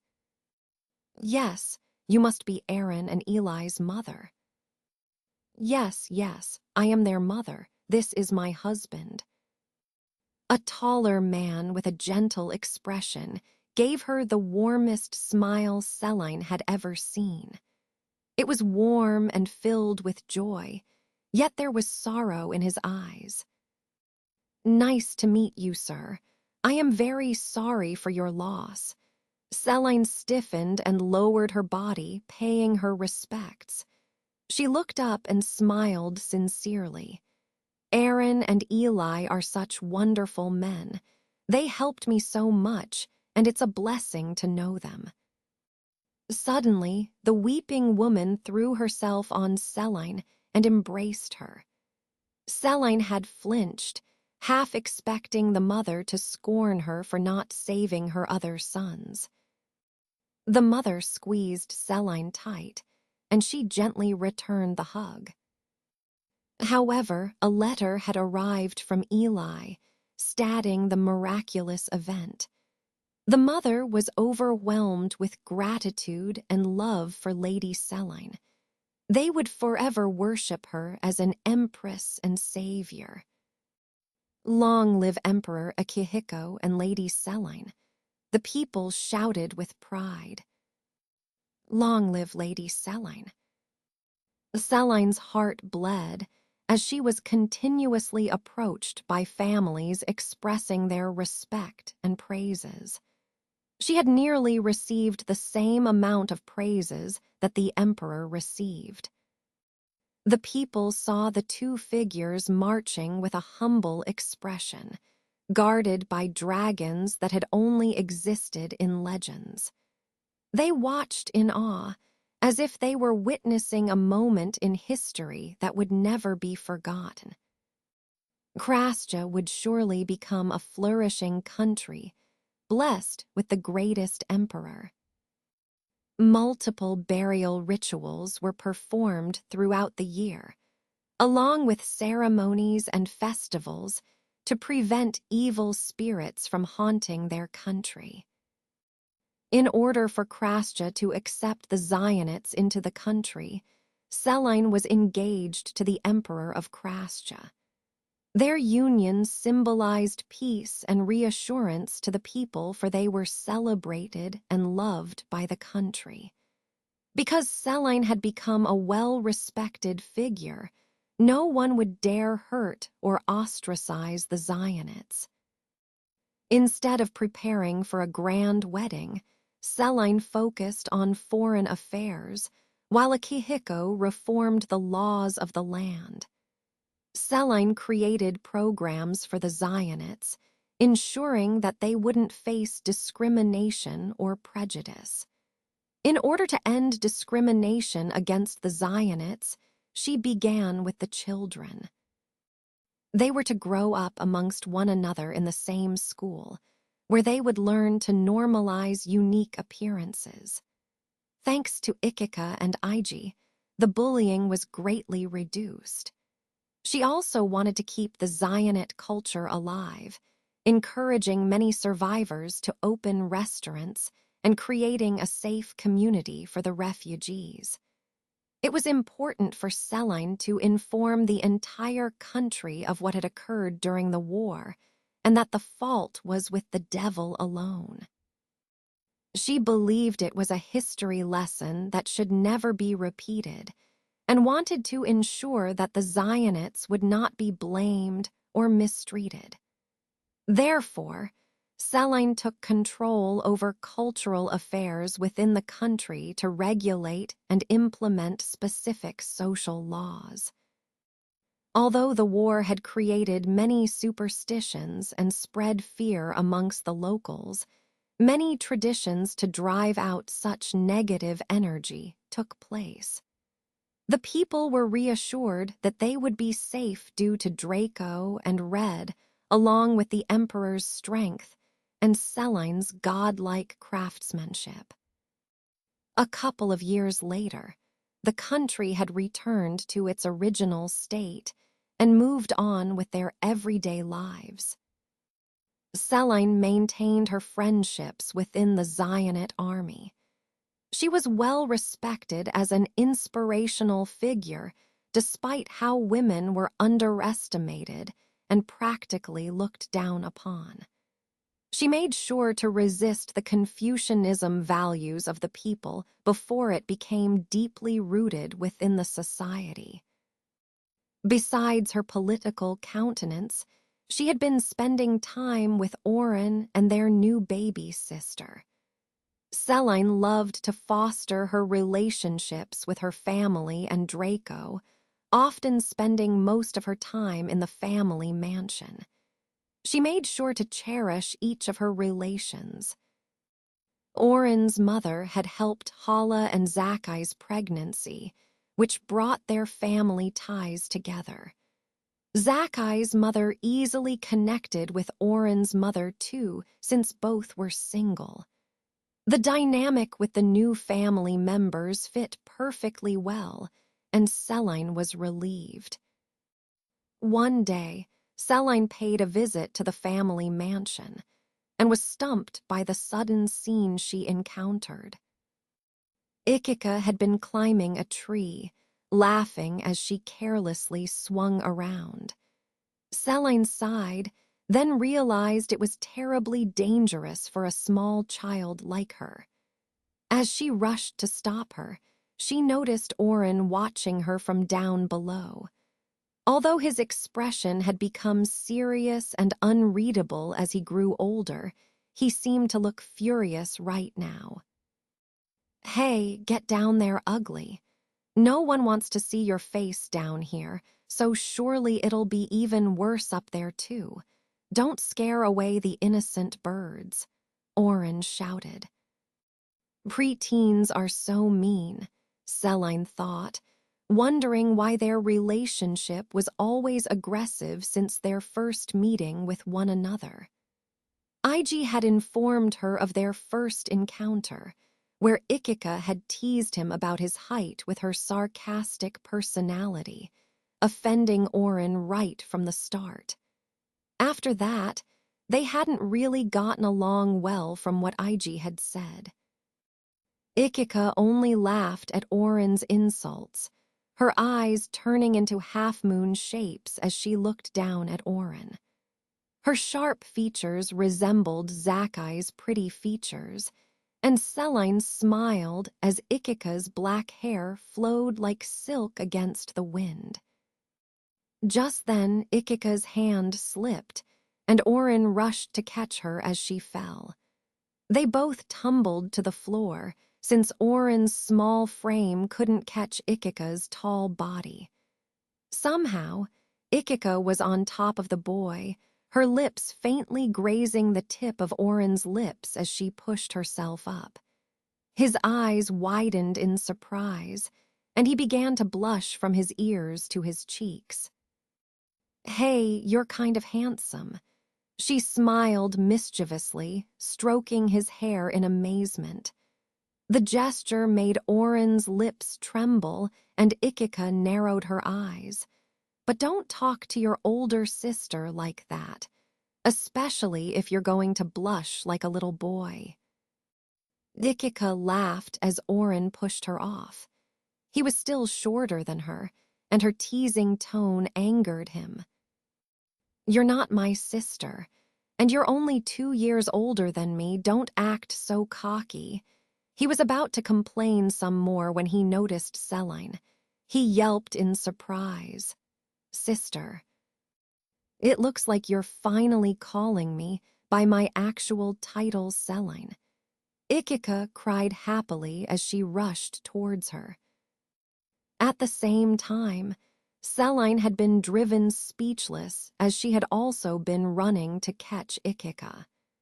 After observing their brief exchange, Celine felt as if she had discovered a secret and felt pity for Oren. "Oren, don't call Ikika ugly when there are countless guys running after her," Celine teased, winking at her younger brother. Oren grew red with displeasure. "I already know. Those guys are ugly too," he finally responded, shrugging. "Not Aaron." Ikika looked at Oren in astonishment. "He's just pretty like a girl," Oren replied. "He has big eyes and silky hair like the emperor."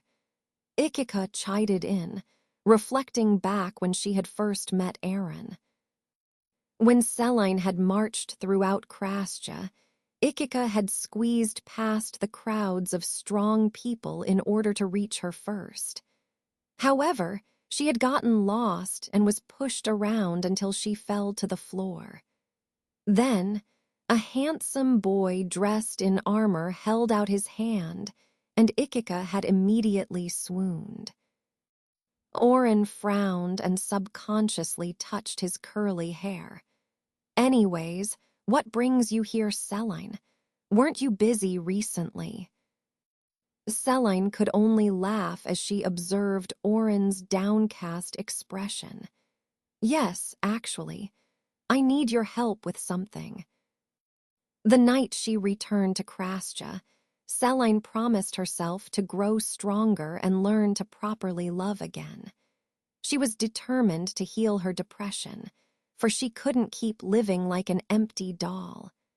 She first began to draw a line before her anxiety was triggered. She also learned from Sir Vigos, who had taught her how to deal with grief and the burdens of war. On some days, she'd release her negative thoughts onto a piece of paper and never think about them again. Sometimes, she wrote down what bothered her, then made sure to add what she would do to fix these problems. Sir Vigos created a support group for her and the soldiers experiencing trauma from the war. Draco was also her greatest pillar, who she could lean on every single day. Ever so slowly, Selene began to experience self-growth, and her spiritual mind was stronger by the day. However, she still relapsed and suffered through moments that seemed to be more difficult than other nights. It was still an ongoing process, but Selene was blessed to have her family and friends near. While practicing a healthier lifestyle, Selene had truly fallen in love with the Emperor over the past year. She loved him to the point where she could set aside her reluctance to be an empress. To her, it was all worth it if it meant Akihiko would be on her side.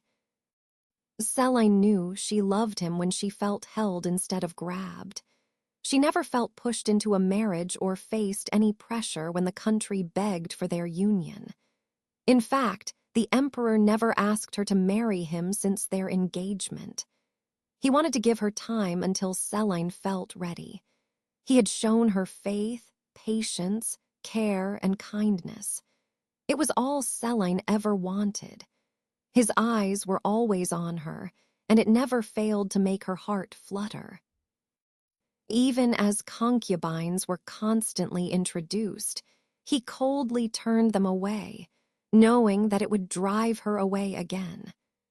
Therefore, Selene never felt the stress of dealing with concubines and internal court affairs. One day, Selene confidently strode towards the Emperor's private chambers. She had donned on the most beautiful silk gown she could find. Her hair was braided and decorated with the finest jewelry, contrasting her pale complexion.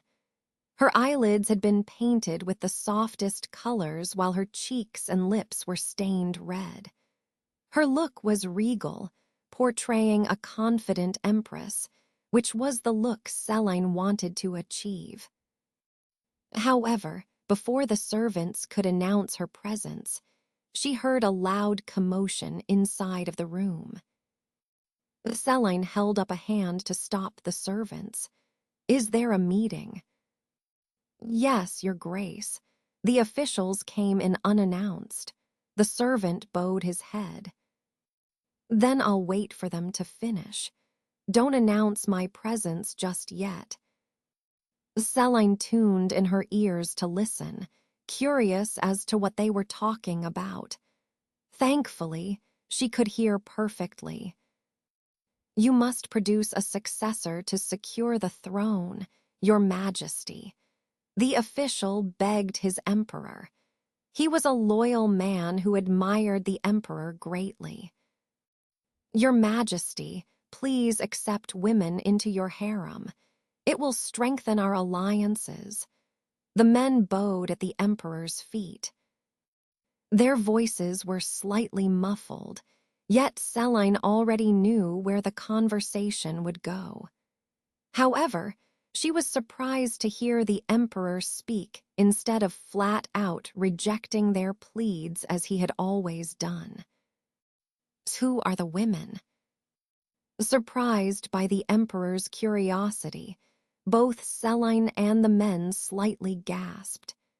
She was shocked, but felt immediately embarrassed and awkward for listening to the conversation. "Don't tell him I came to visit," Selene ordered, and returned to her own chambers before she could hear what the emperor had to say. However, if she stayed a bit longer, she would have heard how irritated Emperor Akihiko was. I have rejected countless women and even stated that I will do what I want in terms of marriage and my relationships. However, you continue to disrespect me. Do I have to personally invite these women and behead them in order for you to understand that I will not accept another woman? The men all froze in fear and lowered their heads to apologize as the emperor sneered. We have committed a grave sin, Your Majesty. Have mercy on our incompetence. They kneeled and cried. The emperor simply motioned Sir Vigos forward, publicly announced the destruction of the harem's palace. I guess I really need to destroy the place for women to realize I will not be giving them an opportunity. Yes, Your Majesty. Also, the servants told me that Celine briefly came to visit. Sir Vigos lowered his head. Right now, where is she? Emperor Akihiko smiled with joy at her unannounced visit. The change in his demeanor stunned the officials, wondering how Lady Celine had managed to make such a cold man smile.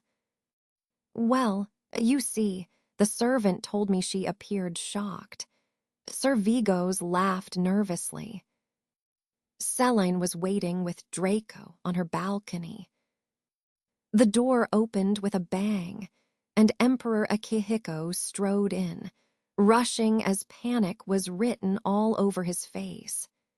His eyes widened as he took in Celine's beauty, not sure whether he should compliment or apologize first.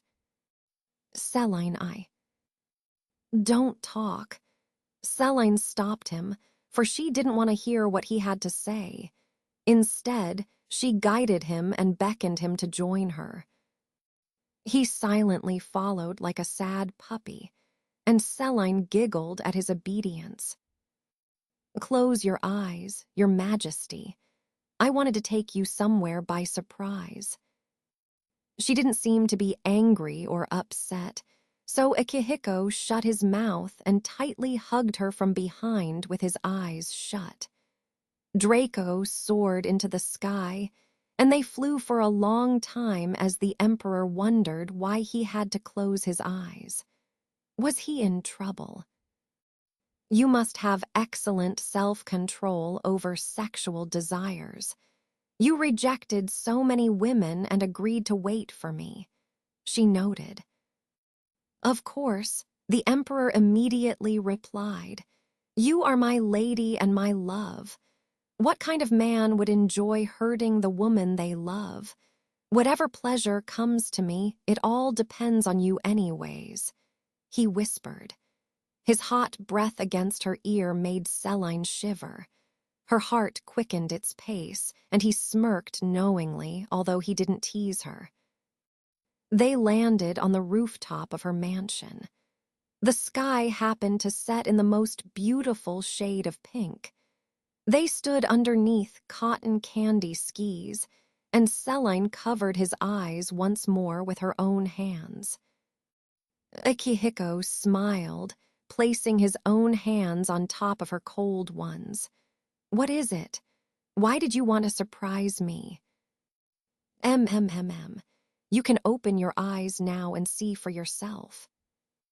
As soon as Celine released her hands, the emperor searched her expression for any hints of distress. However, she only gave him an encouraging smile and pointed to the floor below. Only then did Akihiko took notice of his surroundings.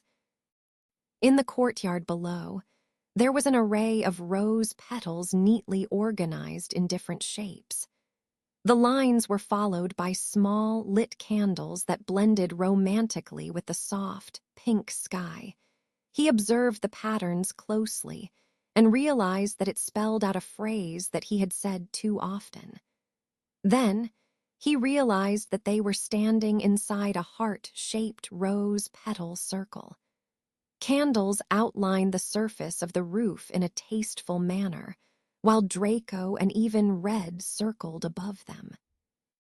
Pink petals fluttered down like a spring shower, and Akihiko heard the excited voices of Ikika and Hala as they continuously threw down flower petals from their familiars. He was utterly speechless, looking at Celine with a stupefied expression. The rose petals had spelled out, "Will you marry me?" This time, it's my turn to ask. Celine grinned from ear to ear and took Akihiko by the hand. She admired his beauty for a split second. He had worn a silk, dragon-embroidered robe, for he had rushed out without considering his wardrobe. His hair had been braided back neatly, exposing his perfectly sharp features. I don't know how or when you became such a wise gentleman, but I would truly be a fool if I didn't marry you. I realized that I don't want anyone to take you away. Celine said shyly. My heart is truly stirred to its depths by your love. I awaited you with a longing as ardent as your own. The Emperor stood still, and Celine became slightly nervous when she couldn't read his expression. I'm so happy that I don't know how to act properly. The Emperor finally responded, taking a step closer to her. He felt as if his heart was going to burst. The shock had slightly subsided, and it was replaced with butterflies. His cheeks glowed pink like the flower petals. It was a sight that Celine would never forget. He wrapped his arms around her waist and pulled Celine closer. Of course I will marry you. You have finally come to my arms. Akihiko's eyes glittered like stars. I love you, Akihiko. I will always be by your side, so make me your empress. For the first time, Celine closed the distance between them, and she drew him into a deep kiss filled with promises. This was only a chapter of Celine's life, and she knew there were probably more struggles and misfortunes awaiting them. However, she wanted to hold Akihiko's hand every step of the way and accomplish many goals by his side. She wanted to support Akihiko and strengthen their love. For now, she closed her eyes and breathed in his scent.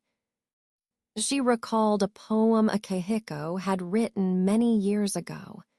His cheeks had turned red, yet he held the piece of paper proudly, as if it was his greatest work. This is the best poem I've ever written, he exclaimed happily. Celine leaned over to read its contents and pouted when Akihiko snatched it away, hiding it behind his back. If it's the best poem, why don't you share it with me? Celine asked suspiciously. The second prince smiled secretly and looked away. Perhaps one day I'll share it with you, but not now. Little did the second prince know, Celine was extremely curious. She snuck into his secret space one day and found the note. For a moment, when you peered over with curious eyes, I thought the river stood still and did not flow. Who can see her and not love her? Pure and sweet. In the first blush of youth, she is bright and fair, as the blossoms of spring, and her name is Kaylina. The end.